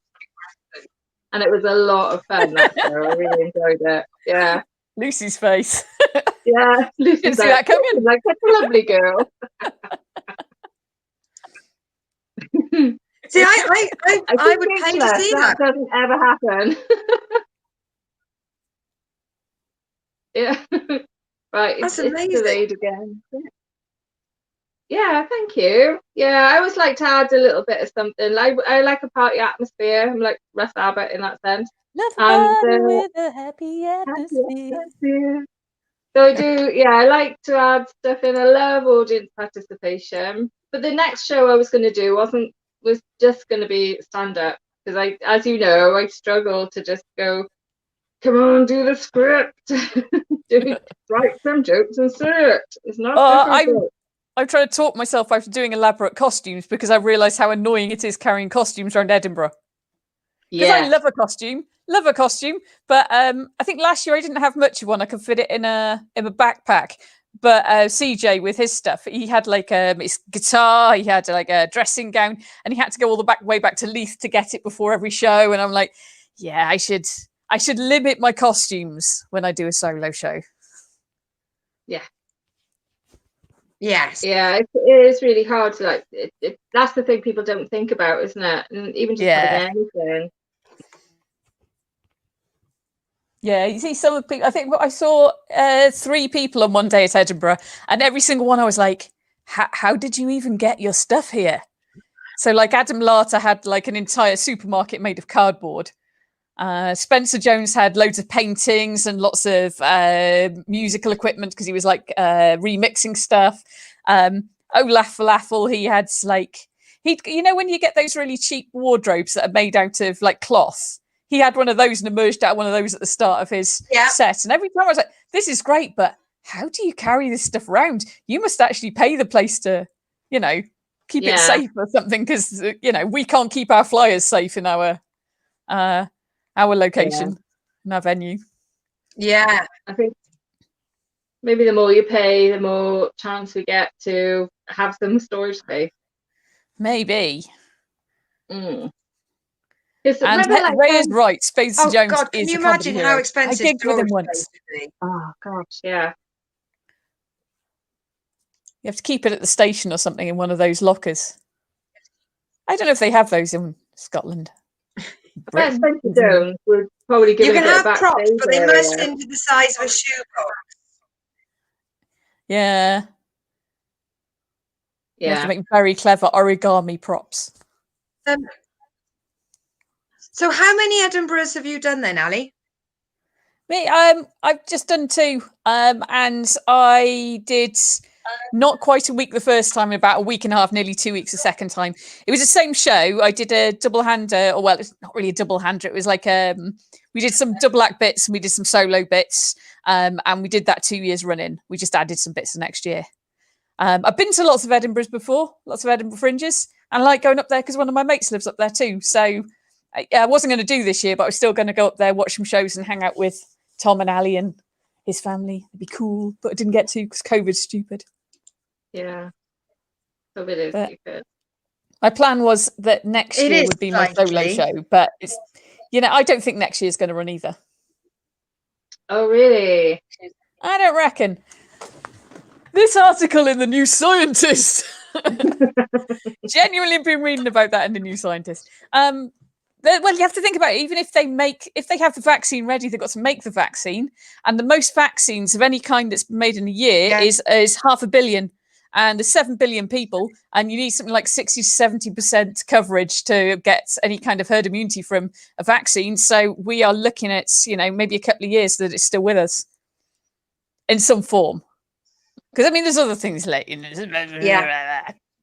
but yeah, it's so I think if we've largely got rid of it by next Edinburgh, it'd be all right. But Edinburgh's got people coming from all over the world, and I can't see them going, let's get tons of people from all over the world into small, damp, underground venues to breathe on each other while there's still potentially a rabid virus. Viruses aren't rabid. That's not a thing. What for me is, if there is a Edinburgh next year, it's not going to be anything to do with the virus. It'll be the fact that all the big name comedians will feel it's their town, because they were planning on going next year and this is their fallow year, or they were going this year, so they already had an act to take, and it's just going to be a meat market fight of big names doing the sort of venues that newer would be doing. So you'll have Frankie Boyle in a phone box. I think it'll be about the same as before, because that was already a thing. Like the big places would have all the big names in it, and you see all the people dressing up to go and see them. And then the rest of us chumps would be in back rooms of pubs that have got a quiz on, and down rickety stairs and things like that. And but that's always been the nature of it, really. A lot of places were ripping people off. There was one point, one of the venues, they kept just tacking on more and more rooms to it, and you could hear the other acts through different things. So I think there'll be some changes, but I think there's always been that tier of your well-known comedians who might actually make money out of it, and the rest of us that are going, I saved up all year for this. I'm just addicted. Yeah. There's a lot to be said for the addiction of comedy, that's for sure. Sure is. Yeah. Like that first year when I was up there. Addicted. Yeah. That's like the first year I went up there. I did have more than a few moments where you're like, "What am I doing?" Having a bit of a word with yourself, you know, when you like catch yourself up. Remember, like, but you get that anyway. Like, we did. Ali was hosting for. Do you remember this, Ali? You were hosting for lemon, freshly squeezed, was Oh, it, or freshly, yeah. I the do lemon remember that factory? because you helped me Oh, because it I was wrote something so stupid the fun. night before. Ali wrote a Star Trek type thing. You know when there's always plastic monsters on Star Trek, and me and Swan had to wear Yeah. like monster heads, plastic like rubbery monster heads, wasn't it? And like Yeah. come on and go, ooh. Yeah, I I was got everybody in the audience to pretend they were on the Enterprise, and so they had to like do, you know, when it shakes, so they had to run from one side of the room to the other. It's like, oh no, they're attacking, and I can't remember who it was. There was I got someone from the audience to help me shoot the nasty monsters, and that's how I brought on an actual famous comedian. It was Trevor. It was the guy who does the register in his act. I think that's how I brought him on. right. I can't So remember you know, who did that. never mind. It Anyway, doesn't yeah, he's matter. like a proper, quite well-known comedian on the circuit, and I'm just bringing him on to like shooting aliens. Carnage. Yes. But I was lying on the floor, having just been shot in this rubbery head, kind of have it going, what am I doing? You know, when you a little bit crazy laughter's coming in, you know, and you just, it's so much fun, but it's also a little bit crazy. I'll be Because honest, it's just like my normal life. I didn't find that weird. it was just so much fun. And I think we should all try and get more of that kind of fun going in your life anyway, isn't it? Yeah, a lot of the Yeah. time, I think a lot of people get to the point in comedy, and it's understandable, where you start taking it super seriously and you start to take Yeah. yourself super seriously. And that's fair enough, especially if you're trying to make a career out of it. I get why you do that. But it's not something that pays enough for you to not enjoy, in my head. And Yeah. you, by going on stage, Yes. you're already putting yourself in a position. You're not going to look stupid by going on stage, because the point is that you're going on stage to look stupid. You're not going Yeah. on stage to go look how great I am. And so No. I've talked to comedians before going, oh, I wouldn't do that. I'd feel stupid. And I'm like, you're on stage. You get to do whatever you like, and it's cool. You know, Yeah. if a lot of the stuff that I've done on stage, I do that randomly, and people are like, what the hell are you doing? Whereas if you're doing it on stage, suddenly you're an act. You know, it's the stage is free license to just ass around. Yeah. I think it is harder when I you just pass it around, because to get people on board and listen or to watch or whatever, there's if it doesn't look like your standard comedy, do you think it's harder for them to take it on board and just relax and enjoy it? It can do, and it depends on what's come before, what's come after. I think you have to, as a comedian, commit to the bit, like we were saying before. If people go on stage and are a bit like, oh, I'm a bit embarrassed because I look stupid, then the audience feel embarrassed. If you kind of go on and be joyously weird at them, a lot of the time, at least somebody in the audience will like it. Quite often, you split audiences. You see somebody like can't breathe for laughing, and someone else is like politely laughing. You know? So I think it's a lot about how you kind of put yourself forward as well, and you have to sell it, and you have to be enjoying it. Yeah.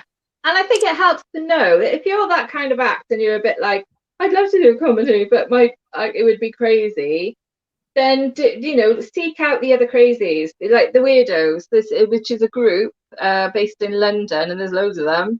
Love Bridget those guys. Christie and belong to the was it the ACMS? I can't remember what it stands for. Alternative Comedy something Society, Memorial Society. Memorial Society, and that's one of my favourite shows in Edinburgh. Although it does feel a little bit posh people, sixth formers sometimes. But it's really funny, and it's really good. It's great. So there's a place for everyone, every type of comedy out there, and you should just do it. Yeah, I always find myself in that place I've forgotten the name of already. In Edinburgh, there's that one venue, and it always has very weird comedy on it, and it's brilliant. You can pretty much pick something at random there, and there'll be something very, very strange going on. I like that very much. And there was also, I think, what's that? Was that the Stand? Not the Stand. It's down one of the little roads, and it smelled funny. Yeah. It didn't smell as bad this year because apparently they spent last year's takings on like air conditioning.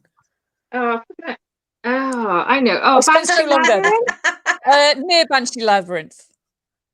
Anyway, but there was also like one where there was a tent and you could watch people in the round, and I saw Helen Duff there, and I saw there was a couple of other comedians, and it was this very almost clownish kind of thing. There was a lot of physical comedy on it, and it was about the nature of being a princess, but at the same time it was ridiculous and silly. And I got to draw stupid lipstick on one of their faces. There was audience participation and things as well. The sort of thing that you can't really describe why it's hilarious. That's the kind of stuff I like. Yeah, I love that. There's a lot of that in Machynlleth Comedy Festival as well. Yes, Mac is full of it. But don't tell people, or they'll go to Mac and then it won't be as good because they'll be full of other people. It's getting too busy, isn't it? But Mac's a secret, guys. Yeah, the secret Welsh. Yeah, Machynlleth Comedy Festival is terrible and none of you should go. None of us can go. Oh, yeah. I hear it's been cancelled forever, so... Okay, it's cancelled forever. Then we can get tickets. Yeah. Yeah. I actually had to get tickets in advance the other year. Sucked. But right, yeah, my love. I'm sorry that I'm going to apologise for it. Oh, she's gone again. I can't hear her. I've got your website up, but I also think that people should follow you here at Crochet Ninja, or if you're American, Croquette Ninja. And you can follow Crudely Drawn Swords. You can follow on Twitch or on SoundCloud. And I'm also at some point I will have a comedy page because that was a page I had all my art and all sorts of things on it, and I realised it doesn't look like a comedy page. So I've started designing one. Might be ages, don't hold your breath or nothing. And it might not be called Obscure Camera, which was what I named my photography site about 15 years ago, and then forgot. Oh, aren't we cool all those years ago? Damn right. It's still a Wix site though. Yeah. I used Wix when it was a horrible Flash site, and you could only put 3 sets of photos on it. It's bad. I had a GeoCities at some point. I think it's better now, isn't it? I was about to say GeoCities. But we're going to have that because Sarah and I will natter 3 hours. I mean, we're doing this without coffee or a bun. So I'm going to... Yeah, we're normally doing this over coffee. I'm trying to push for us to do it with booze. Doable. Yeah, I have no problem with that. Yep, I've got a pint of gin here. It's water. Just finished mine. Right, so we're going. I'm going to look at Crudely Drawn Swords. I really like the sound of it, and I'm excited for what it could be. I've always wanted to know more about that side of RPG. But don't. I'm genuinely gonna have a listen, and prefer podcasts to anything like radio shows. I love my spoken word. For me, that's my first place to go to for anything. So I look forward to having a new podcast to listen to. Hooray! But genuinely cannot thank you enough for coming on The Kitchen Sink, considering, Ali, you were the first person ever to be a part of this show. So it's really for us to have you on. I cannot thank you enough. Thank you for having me. I've been looking forward to meeting you for ages. One day we might even get to meet in real life. What will that be like? Well, when I come down to Dad, when we go to meet each other, I can bring Ali with me. Just bung me in the back of the car like a suitcase. Yeah, I'll put holes in the boot for you, Ali, so you have some breathing space. Oh, I forgot to ask for that. But yeah, I'd also like to breathe. Oh, that's love, isn't it? That is love. Tom from MySpace. Yeah, I miss Tom. Right. So we've said follow you on Crochet Ninja. We've got your. I did definitely. It was how I managed to make quite a few friends in a new town that I moved to as well. Just said, you're from here, meet these people, and managed to get a nice little friendship group off them. So thank you, MySpace, and thank you, Tom, for being my first friend. As he was there on his notice board. MySpace just and yes, I had a problem logging in with it, and then I never went back again. All right, let's crack on then, because we've got to crack on. Let me go. I need to make a cup of tea. Just thank you so much. Yes. Thanks for having me. Absolutely amazing. Thank you so much, Ali. You've been an absolute star. Thank you. Goodbye. Bye, Ali. See you soon. Bye. Bye. Oh, she's gone. Aww.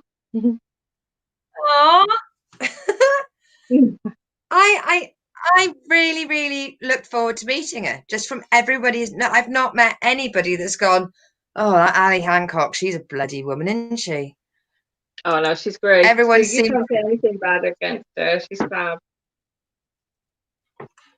So, I've shared all those links. I genuinely am going to listen to Crudely Drawn Swords.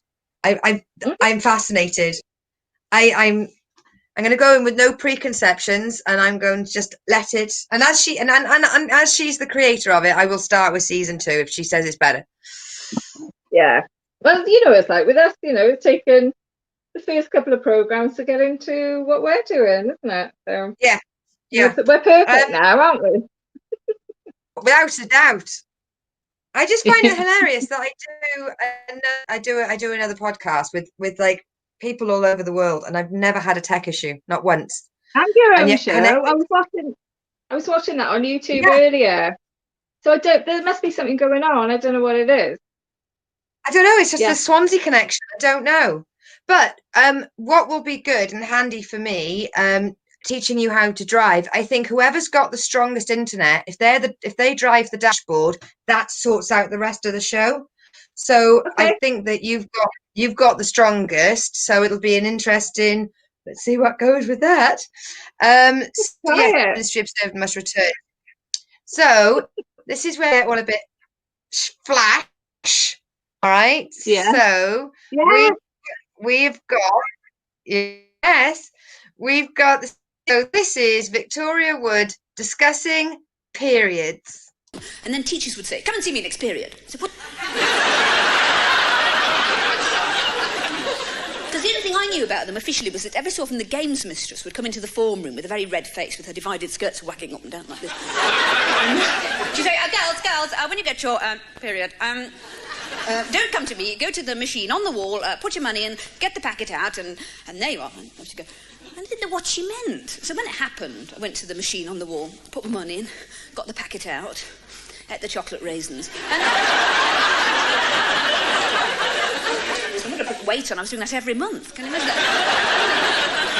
Well, it didn't matter being huge. Everybody in my class was enormous. They had to stop us doing cross-country running because we dented a viaduct going on. Oh, she's brilliant, isn't she? It's blinking stuck again. Is it me that's stuck or you? I can't tell.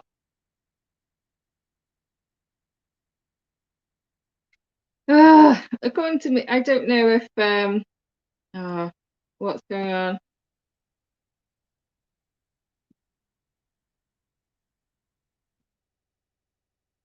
There we go. Can you hear me? No, it's I can hear you perfectly. Do you see me? I can see you. I can see you, and I can hear you. Brilliant. You keep freezing. But yeah, great.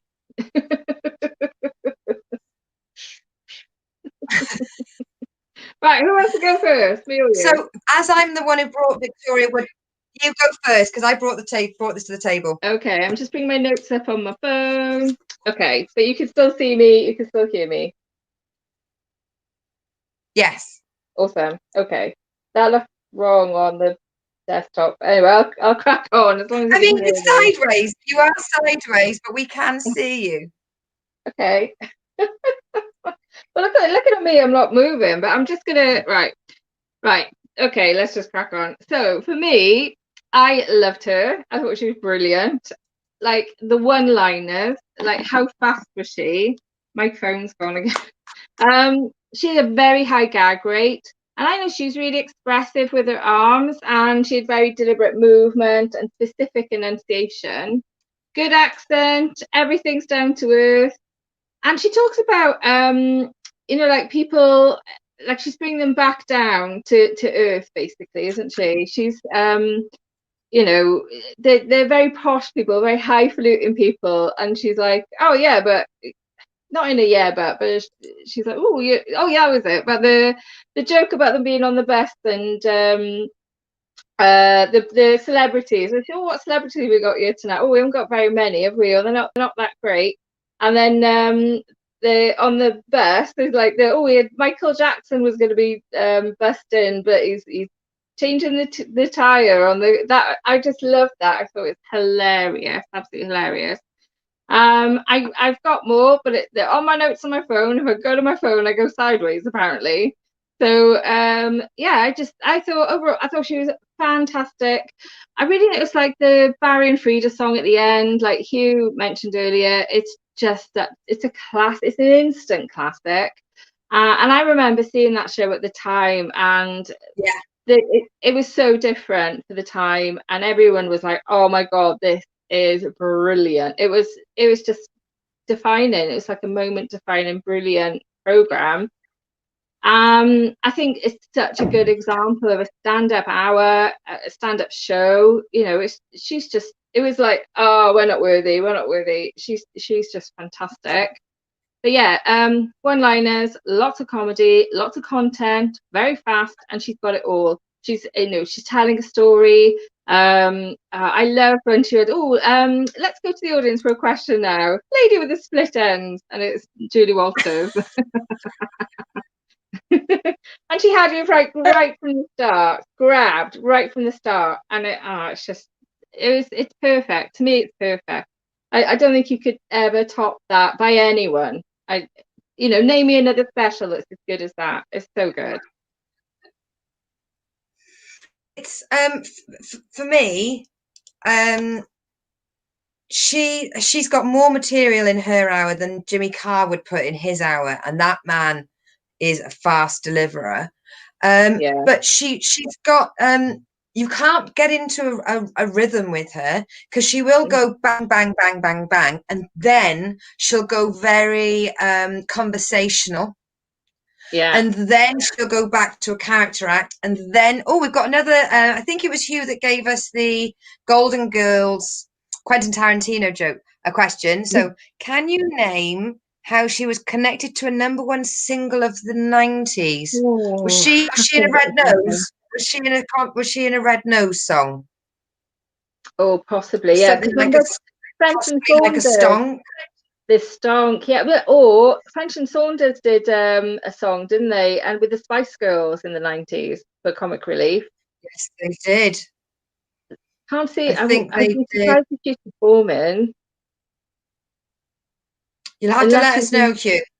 Yeah, unless she's in the Spitting Image one, but I would have said it was more the Spice Girls one, because she's friends with French and Saunders, or she was sadly no longer with us. But yeah. So with I love the fact that she's not just like Jimmy Carr, bang bang bang bang bang. She will then go, and you'll get. I mean, the fact is, she doesn't stop herself from using words that may not be for everyone in the audience. She doesn't. What is it when you silence yourself? She doesn't. So when she says, when you're trying to find out your colours, and you've got to do your autumn or your spring colours. She goes, all the colours, they got the makeup counter has got all the colours of the speculum. Yeah. She mentions she doesn't shy away from mentioning homosexuality, and she never does it in a negative light. She talked Yeah. about menstruation twice and never thought, oh, this is an ITV special, therefore you have to be all bland and generic. She had beautiful callbacks with double callbacks on them. Yeah. I mean that she'd go to one bit where she sort of went, would Al McCogan would be in Parliament if she hadn't died, and then she'd go straight into a joke about the Holocaust. And then when she was going on about the makeup sales, about how the woman that stopped you with the clipboard, it's bona fido, fina bono, botally totabido. Did I get it right, Hugh? Let's have a look. The Stonk B-side was the Smile song stuck by her. Yes! Well done. You. I get a point for that. And then just the fact that I wanted to imagine what would an overconfident white old comedian say to her about how she can improve. Because when she comes out, that first part of the show, she speaks so fast, you have to strap in and get every gag. It's on you. And I can just imagine some old fucking arsehole going up to her and going, see, the thing is, Vix, is what you need to do is you're talking too fast. Or when she did one bit, she doesn't give a fuck about rule of three. She'll do 2 examples, then she'll do 4 examples. She'll do what she wants to do. And I think that she had such strength and belief in her ability from a very early age. And yet that first couple of stage shows she did, the reason that she had the piano on stage is she was too nervous. She had too much stage fright. She needed the piano there with her. Very, very uncomfortable on stage. But she just sort of put the big girl pants on and went out there and did it. And as you see her progress, she'll then have a stage for the piano and a stage for her. Like, she started off, she had to have a stage on a mic stand and she would touch it. Just had to be there to hide behind. She's amazing. Yeah. And like when she did the bit with the clipboard. The clipboard bit. Oh, we're not selling mayonnaise. We're not selling excuse me. Yeah. Yeah. Did you see Julie I could see Julie Walters doing that, Steve. I could see her writing that for Julie Walters. And then she went, I'll put it in my phone. Because Julie Walters was a nurse, and Victoria managed to meet up with her in some sort of acting troupe and managed to pull her away from saving lives. Thank the Lord, isn't it? Thank God. The Lord. I mean, even when she entertainment. People think that she's Dawn French, and they come up and say, what's it like being married to Lenny Henry? And Dawn is in the audience looking at her eyeball to eyeball. She had all of them. Dame Doody was there. That was a fucking audience with. Yeah. Did you notice Dave Allen? Every time the camera went on to Dave Allen, he was chin in hand, like everyone else was pissing themselves, and he's like analysing it. And he had a wry smile at one point, and I'm like, oh, you're such an old bloke. That's what old fucking blokes do. They don't just enjoy and go, ugh. By that stage of his career, Dave would have been drunk every day. Oh, is it? Right. So when he used to sort of flick dust off his leg, he actually thought they were little green men on his leg, and he used to try and flick them off mid-stage. Yeah. Oh my God. I didn't know that. It just looked like I've seen that look many times, He could only flick 3 off at a time because he was missing one finger. But with With Hugh, have you seen Kimberly with the earrings on her sausages on? Not on her earrings. She's very tall. They pierced as far as they could reach. Harry Ray, I was always a fan of Acorn Antiques. So funny, especially if you're old enough to remember Crossroads. I've got all the Acorn Antiques downstairs on DVD because my personal favourite, it has to be As Seen on TV. And it was for me Susie Blake as the continuity announcer is my favourite character. And I'd just like to say apologies to our viewers in the north. I hear it's awful up there. That is my favourite line in the world. Yeah, she's just perfect. I'd love to see an old boy go up to her and go, "See what you want to do, Vic." Yeah. How you need to improve. Yeah.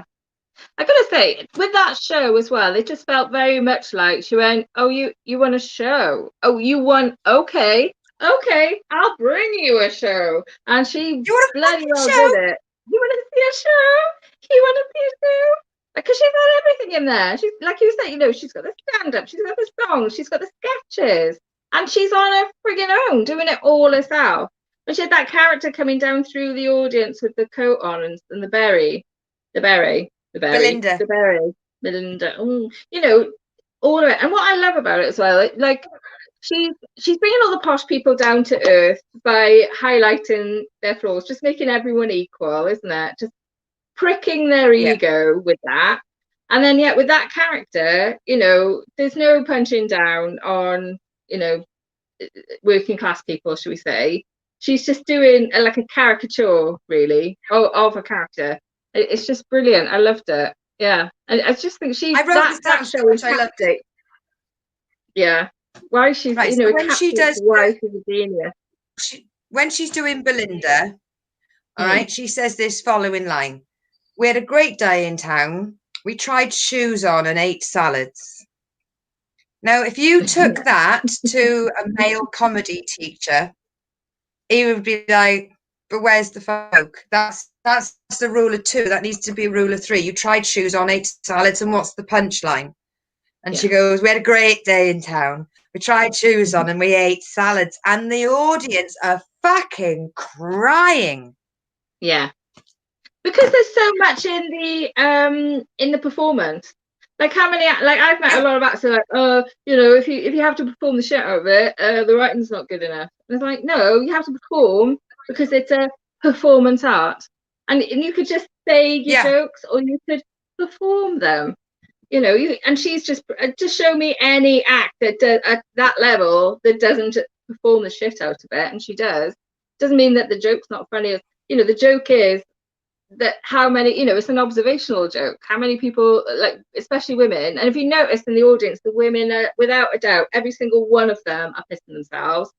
Some of the men are. Yeah. Michael Gray was leaning forward.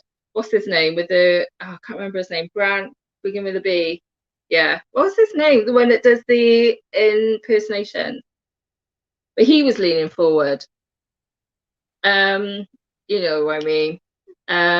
90s guy. Come on, Hugh. You know what I mean. 90s guy does the impersonations. What's his name? Is it a Hugh? Oh, no. It doesn't really matter. I'll Google it. Yeah.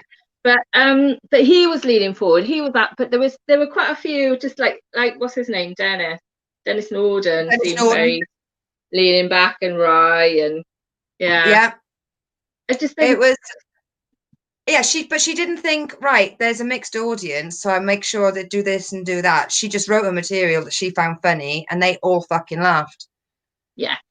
She did a whole joke about women synchronizing their periods and exploding the building out. And it's like, for her to not have any fear about any subject and still be successful at it. Ray, you've mentioned Dinner Ladies was the breakout show for Maxine Peake.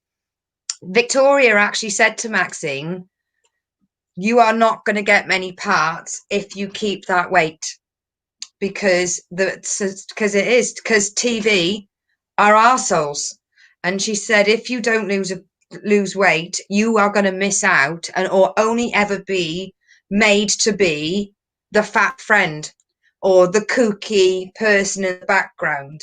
So they had a break in filming, and Maxine Peake came back, and Victoria went, not now. Right after dinner, ladies, because now the uniforms don't fit. It doesn't have continuity. Like, no, if we need to refilm something, they have to put her in a fucking fat suit. It's like, take the advice, but not when you're with me. Yeah. I mean, Anne Reid, who was in Dinner Ladies. I mean, what a name to have as a dotty tea woman. How amazing. Like, she was like, so you'd do the script and you'd say to Victoria, you know, how about if I read it like this? And Victoria would say, no, you read it like I've written it. Yeah. Yeah. Which is fair enough. No collaboration, no improv. I've written the fucking words. Yeah. Fucking read it. Yeah. And it's so much better for it, because she shines all the way through it, doesn't she? Yeah. I mean, if you look at especially right, okay, I'm going to press a button and then we'll discuss it, because the Ballad of Barry and Frida is about 6.5, 7 minutes long. Can you imagine running that past some of the other comedians we know on whether or not that was a good enough idea? Oh no, it's too long. Right. Put it right down. So she said, let's do it. Yeah, let's do it till our hearts go boom. Go native, creative, living in the living room. This folly is jolly. Bend me over backwards on me hostess trolley. Let's do it tonight. But he said, I can't do it. Me ever breathing days have gone. I'm older, feel colder. It's other things that turn me on. I'm imploring, I'm boring. Let me read this catalogue on vinyl flooring. I can't do it tonight. So she said, let's do it. Have a crazy night of love. I'll strip bare, I'll just wear stilettos and an oven glove. Don't say a girl up a lava, dangle from the wardrobe in your balaclava. Let's do it tonight. But he said, I can't do it. So good. It's on YouTube. Watch it before they take it down. So good. You've just got to type in Victoria Wood, and all of her stuff's on YouTube. Yeah. It's amazing. I went straight on from watching that onto watching her 1994 Live in Your Home.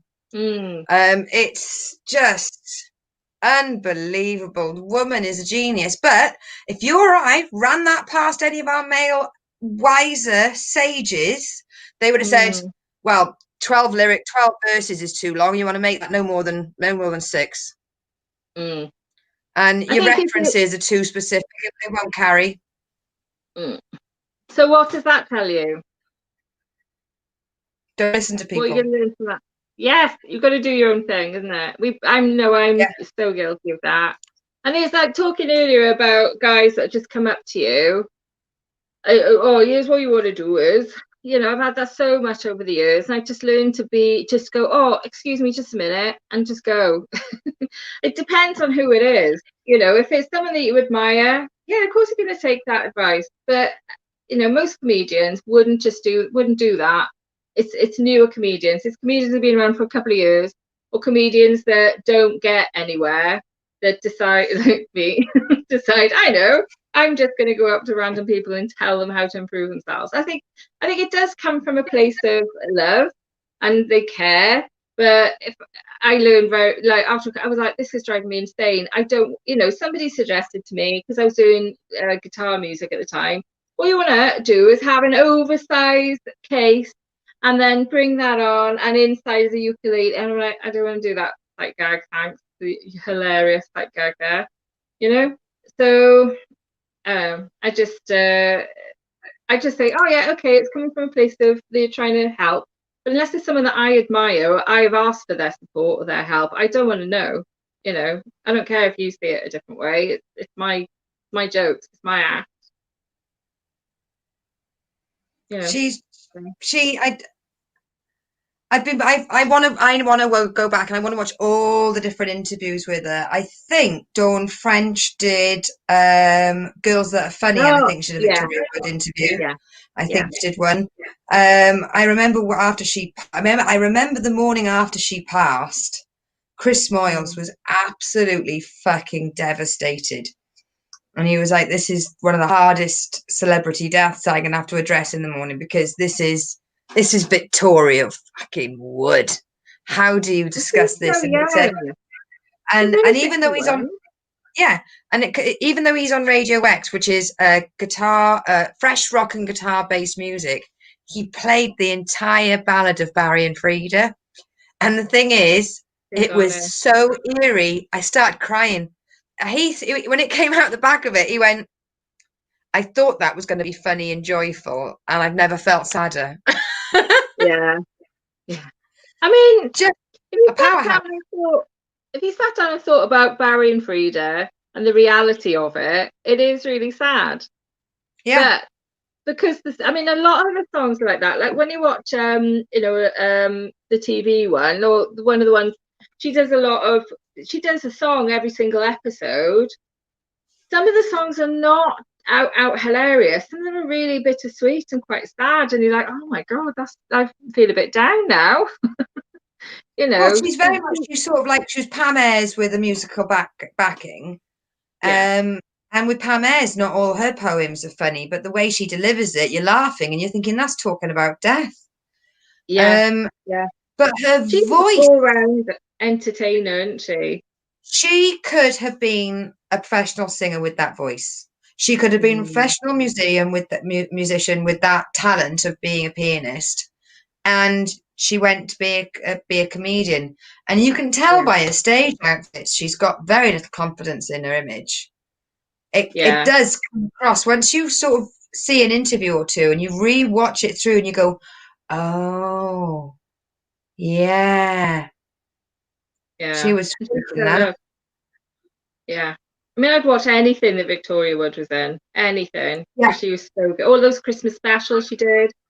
And yet, whenever the BBC talk about all-round entertainers, there's always Morecambe and Wise, who are also phenomenal. But I mean, she is fully an all-rounder, and she did it all herself. Yeah. You know, she's just out and out phenomenal human being, I think. But it's so sad that she went when she did. She's 61, which is no age. And she was starting to do all the serious stuff and the acting. Did you see her in Eric and Ernie, the biopic about Morecambe and Wise? Probably. I saw the biopic. Is that the one where she plays Eric Morecambe's mother? Yes, I did. She's brilliant. And that Housewife 49 as well. Yeah, if you go into YouTube, anything Victoria Wood is on there, but also Eric and Ernie, the film drama about Eric and Ernie starting off on the boards as children. She's there as the chaperone dash momager, I think they call them now. And she's unbelievable, and that's all on YouTube as well, with no fucking adverts or difficult links. Yeah. I loved that. I'll watch that again. I'll watch that tonight. Yeah, because that YouTube for me was so brilliant. When I was on the road as a truck driver, we'd pull in, they'd all go to the pub. I've already got my gin with me, and I'd sit there and watch comedy, or anything with Victoria Wood. Anyway. And there is a favourite. Coming back to the special, at the end of that special, the Happy Days Are Here Again. It was very end of the pier, so that would have been a choice.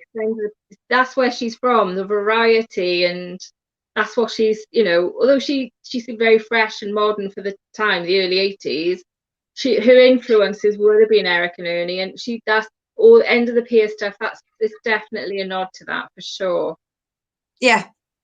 And that was the era that I have fallen in love with comedy wise, where there would be a tap dancer, then a comedy act, and then a magician, and then and I like the variety of variety. And she would be able to work around that stage. One minute she's a hairdresser, she's Madeline that wants to do modelling. Next thing she's doing a song. Well, yeah. and then she's standing up and doing a routine that I would find very hard for anybody to criticise, but I'm sure people did. Here's a question for you then. Name me an current act that can match Victoria Wood. Or come anywhere near. Who's similar now, male or female? That can act. There's no triple threat. There's no triple threat.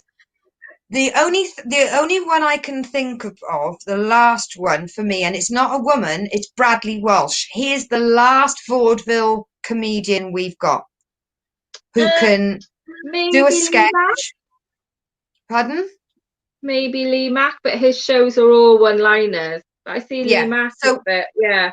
But I think you're right there with Bradley Walsh. Bradley was the last one that would have followed into the footsteps of Forsyth, Des O'Connor.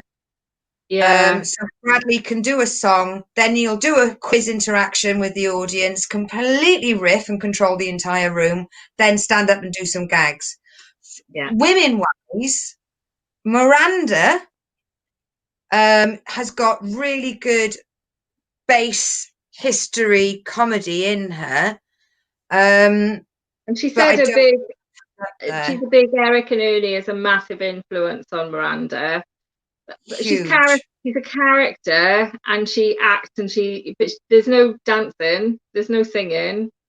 No, and it would be spoof if it was a dance. It would be a mock if it was a song. If she talked to audience, it would be scripted. It'd be a piece. Yeah. Milliken, I think Sarah Milliken has got that strength of Victoria Wood in her, the way that she can discuss anything. But yeah, I mean, I don't know a lot about Rachel Parris, but Rachel Parris is meant to have a very good voice. She has, yeah. But I don't know. I've not met Rachel Parris. I've seen her. I was on a show with her in Swansea. So that's the only time I've seen her, that one time, and she has got a great voice. Kiri Pritchard McLean, she's done that musical of Buffy. So and she's in a musical as well, isn't it? Yeah, and she said the whole point of the musical is they have different acts on that aren't normally musical, and you don't want them to succeed. You want them to be clunky and you know. And it was Kiri that said not having Rachel Parris wouldn't be fun because everyone knows she can sing. Having somebody else who freaks out and tries to take it really seriously and knows that their voice is breaking, that is more enjoyable. But I think we're losing that. We're aiming more for can you be more like Caroline Flack or what's the Laura where you can do the TV sort of presenting style, whereas I think I would like to see more variety acts in comedy, personally speaking. Imagine the amount, like the hours that they could put into their craft of, the writing the jokes, the singing, the dancing, the sketch, all of that, the hours and the rehearsal they would have had to put in. We just seem to want stuff instantly now. It never, there's so much out there. People want it now, and they don't seem to want to work at it. They want to be famous. They want to be rich.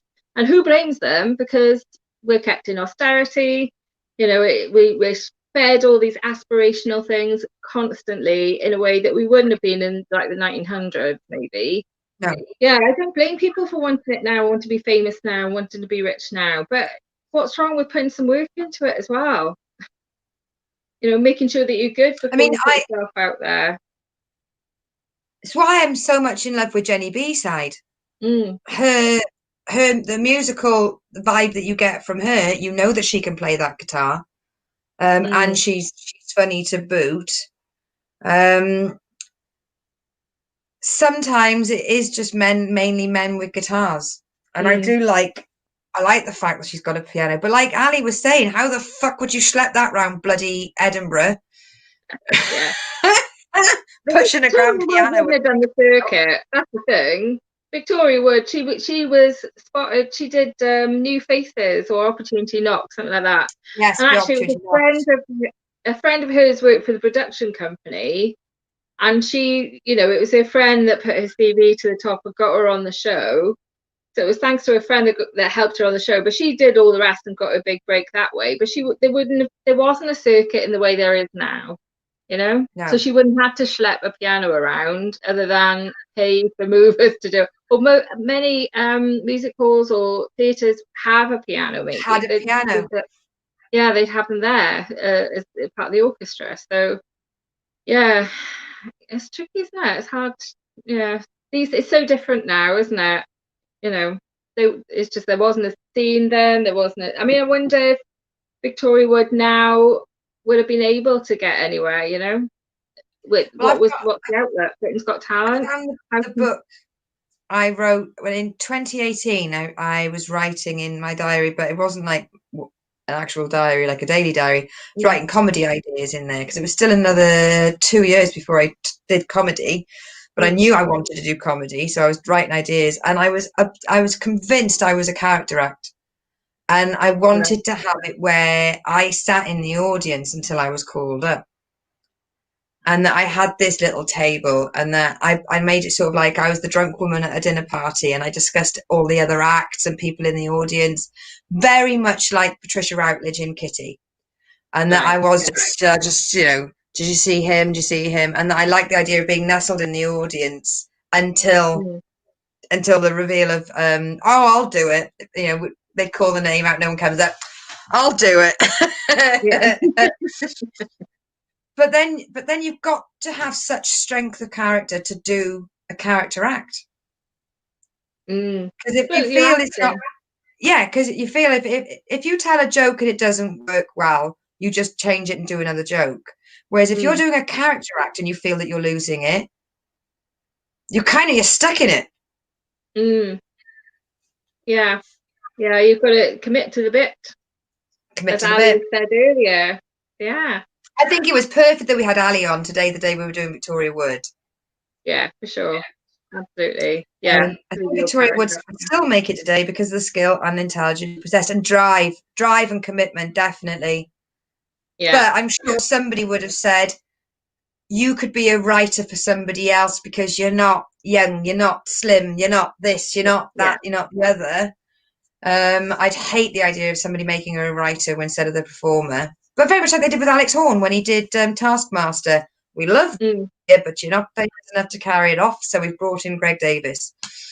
Yeah.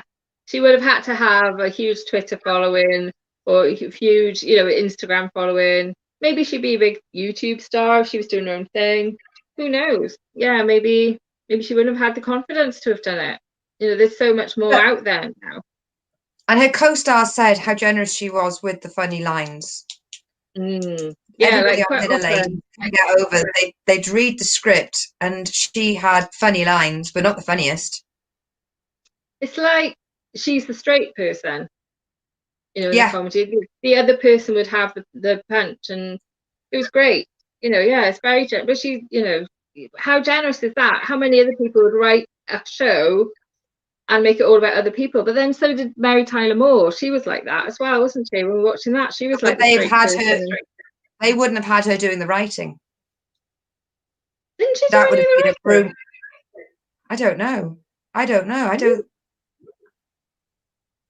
look it up. I know the Smothers Brothers wrote for her, Mary Tyler Moore. Let's have a look at it. Because to have, you've got Anne Reid and Thelma Barlow talking about Viagra. Next thing you've got Julie Walters coming in talking about skip diving, and Celia Imrie just whirlwinds in, whirlwinds out, looking for a clipboard or an after, looking for somebody from upstairs, and then she just stands there. She goes, "Oh, normal day," and that's her line. Whereas everybody else has just been. And what's the guy that's in Dinner Ladies? He's like I don't know his name, but he's great. Yeah. His career wasn't as amazing as you would think, and he said that everything he did, it was all down to Victoria Wood, her picking him to decide, he's the guy. Duncan Preston. Yeah. How many? Like he would have been he's probably only mid-30s. About then, probably looked older. probably more mid-40s. That, you know, it's rare for people to break out at that age because they turn them out from drama school. A few of them make it, and then it's a lot about who you know, isn't it? Because when you're Yeah. watching TV programs, they're the same people, the same production team all the time. Well, They're Julie making these Walters could things. have done Educating Rita by then, so she could have done anything from a Pinter to a Bennett, whatever she wanted. Thelma Yeah. Barlow is fucking Thelma Barlow. Anne Reid by then could walk into any ITV drama or any Julian Fellows film she wanted. Yeah. But Duncan Preston, you would think that he'd be getting more work, but actually it was Victoria Wood that she'd ring up and she'd be like, right, I'm doing something and you're in it. And he would just go, okay. Okay. And he didn't ask any further questions because it wasn't for him to know. When and where is all he wanted to know. Oh my God. Looking at Mary Tyler show writers, yeah, she didn't write on it. It's a shitload of men and one woman. Yeah, exactly. Remember I said it was Rhoda that I could tell when a woman wrote it. It was mainly men. Right, so it's on you. I've already got my 2 suggestions for the next 2 weeks that I can do it. So have I. You haven't added them to the spreadsheet. You're keeping them secret. I want to keep them secret. I'm like, yes, everyone, we have a spreadsheet. We do. I like a spreadsheet for everything. Okay. So next week, we will mostly be watching Michelle Wolf Joke Show. Now that's on Netflix. Okay, next week. So if you have Netflix, please watch it. Be interested to see what you think of it. I will tell you next week what I think of it. Hugh, I'll answer you in a minute. Netflix is Michelle Wolf with an E? Is it Wolfie or Wolf? WOLF, I think. Let me just check. WOLF. Oh no, WOLF. For fuck's sake, I've just typed it now. For fuck's sake, use the back button. I can't. That's not how it works. Oh, fuck it. Just take the O out. Whatever it is. That's my fault. Right. You can blame me on that. Yeah, Michelle Wolf. Yeah. It's called Joke Show. Yeah. It was out for ages before I watched it. And when I watched it, I was like, so let's see. I will say no more. Say no more. Okay. Joke Show. Hugh, you've messaged and said, did you watch Hetty Wainthropp? I don't know if you realise, but I'm not only obsessed with Patricia Routledge, I'm obsessed with anything that is like Miss Marple or Murder, She Wrote. So the idea that Patricia Routledge is an investigator, well, wrap me in bacon and deep fry my ass. I mean, fuck's sake, that is just heaven in a programme. I have not watched it. Maybe we can make it a suggestion then. Even just doing one Hetty, doing one Hetty is amazing. I'll add it to the spreadsheet. Add it to the spreadsheet.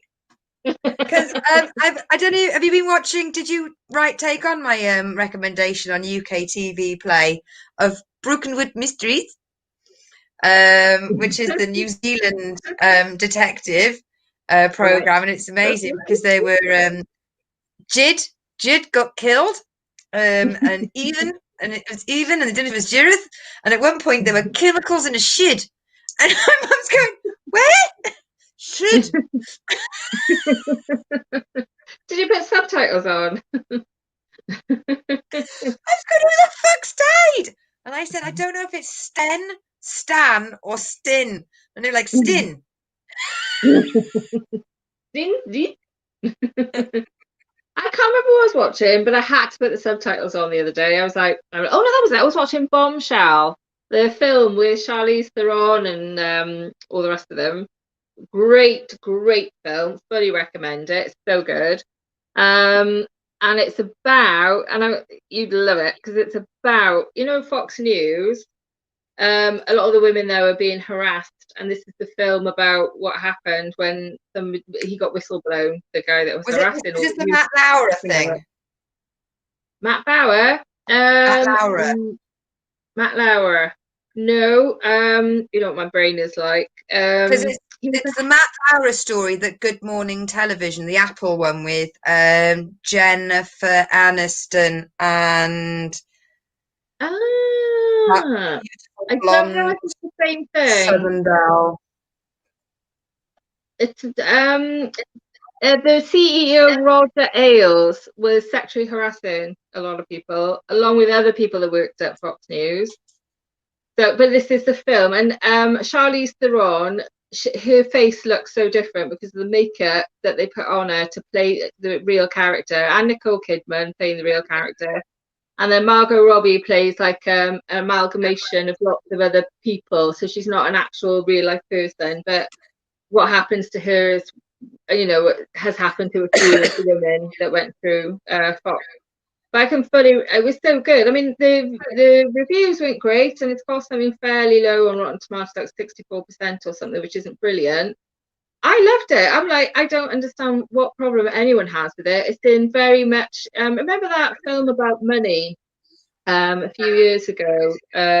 Steven Soderbergh did it a few years ago about the money crisis and about how the banks, you know, it's in that kind of vein, that kind of style. The biopic. It's not funny, but I love Bombshell, and you can rent it for £3.50. So if you're looking for a film to watch that one. We've been going for nearly 2.5 hours. Young's sidekick was played by Dominic Monaghan, who went on to be one of the Hobbits in the Lord of the Ring movies, and then went on to star in Lost.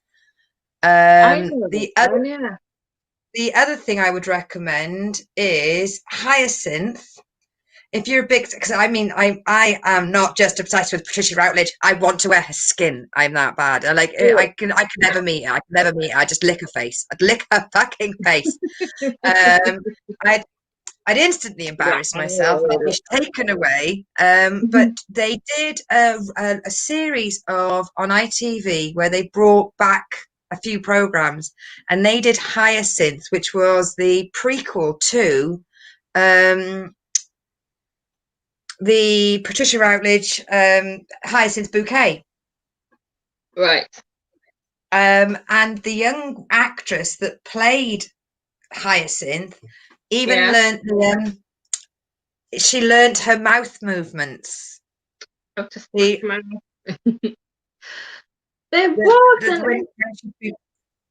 was an old vaudeville. I'm gonna have to look up on YouTube to tell you about it. You probably know who this is. It was an old vaudeville act from like the 20s and 30s. It was a man, but he was like, it was the precursor to Over the Garden Fence is what it's called. If you look that up, YouTube, Over the Garden Fence, Patricia Routledge, I reckon, old Over the Garden Wall. Watch that, because that would have been, she would have played a posh version of that character, I think. And Les Dawson and Roy Barraclough definitely heavily borrowed from that character. Les Dawson and Roy Barraclough, I mean, just that. I mean, we're all just grabbing our tit right now. It's the best impersonators. I mean, we could talk for hours. I mean, look at what's the guy what's the guy that used to impersonate the Queen with the amazing legs? Oh, it's gonna bother me. Did Christmas specials? No, Christmas specials. Stanley Baxter. Stanley Baxter. His female impersonations were absolutely insane. And the way he did the Queen, considering he's, you know, half Scottish, so good. But his Christmas specials, they have been underwhelmed. They have not been reported well in history. It's always Morecambe and Wise. Where's the Stanley Baxter? Where's the Victoria Wood? It wasn't just Morecambe and Wise. If we're going to do Christmas repeats, we've got a fucking wealth of them. Yeah. Yeah. Oh, we've got a bit ranty. Yeah. What is the phone? We need to get ranty a bit earlier in the show. I know. Who thought the Victoria Wood review would take longer than 20 minutes? Yeah. Who knew? Who knew? And another thing. Right. I've sent you a Oh, you link have on sent me the here. link. Yeah. So have a watch of that. Maybe that's Copy. something we can talk about another Yeah. time. Oh, it's going Right, dark we're going to now. have to wrap this up. We're going to have to wrap it up, guys. We've gone on for much longer than normal. And I know that we could go on again and again, but I need a wee. I need to go eat. I'm starving. Also, to be fair, we did have some technical issues. Can you let me know? Can you let us know if you prefer this background or Miami Mint? I prefer this Watch background. yourself, Hugh. Bloody troublemaker. You'll be Leave banning him in a minute. Destroying the show. Big love to everybody that's still listening. I cannot believe. I know that I don't have a perfect schedule for uploading them, but it doesn't matter. We are now literally 4 clicks away from having 200 listens to all our podcasts. It is just mind blowing. And a big hello to our new listener in India and Germany. What happened to Nicaragua? Is it Nicaragua? Nigeria. We've still got That's all right. Nigeria, but we've now got one in India and one in Germany as well. Oh, what do they say in Germany? Good eye. No, that's Australia. Doesn't act. Good. You're welcome. Good welcome. Or Oh, no. Alice I'm going to Clark. look at Alice Clark. Alice Clark means everything's okay. Nigeria. Alice Clark. Oh, hang on. Are you, please, AMSTRO19. When you say Nigeria, are you our Nigerian listener? Please. We've just had this message come up. Nigeria. So there you go. I think we found our Nigerian listener. Hugh has already come in. Hugh has already come in with his good night, ladies. Pink is better. And Danny's still with us for common. So right, we're gonna have to wrap it up, but we cannot thank you all enough for tuning in each week, giving us a share. Yes! Yay! You can't go yet. Tell us about your country. What's it like over there? Thank you so much for listening to the podcast. This is amazing. Yes. We need to know, is it because you're trying to improve your English? Or is it because you like us crazy ladies? I think it's to improve English. Danny. Oh, Danny. I don't know why I waved. Don't worry, Danny. I'm sure. Right. So we are going to have to wrap this up. We've gone for an extra half an hour. For goodness sake, 2.5 hours. Come on now. Some people do half-hour shows. I know. Maybe we should. Losers. That would require planning. Right. So everybody, planning. Be safe. Take care of yourself and each other. And remember, most important thing: like, share, follow, review, and rate. Oh yes, please. I thought it was going to be. Please remember, don't flash your boobs at a policeman. It won't get you off a fine. That doesn't help us on socials. Doesn't matter. But yes, like, follow, subscribe, like, and subscribe. And also, if you want to find our previous programs that have gone off Twitch now, because you only got 2 weeks of Twitch, if you search for Kitchen Sink on YouTube, there are quite a few Kitchen Sink channels. So I always find it in by going Kitchen Sink D Maxwell. You'll always find us. Go from that link, and then you find us. Oh my god, yeah. Oh, we're gonna have to do a best of show one day, Lucy, because it's like, oh my god, look how many amazing people we've had on the show. I kind of completely forget. We got Luke Honorati next week, and we got Louise Lee the week after again. Our first return. I know. Boom. So good. We've got to sort out. And look at your technology; it's amazing now. Maybe it's the time of day or something. Anyway, I don't know. On that bombshell. Right, we are going to have to go. Danny, you're perfect. You're not too old. Right. Love you very much, Eddie. Say goodbye, Sarah. Bye, Sarah.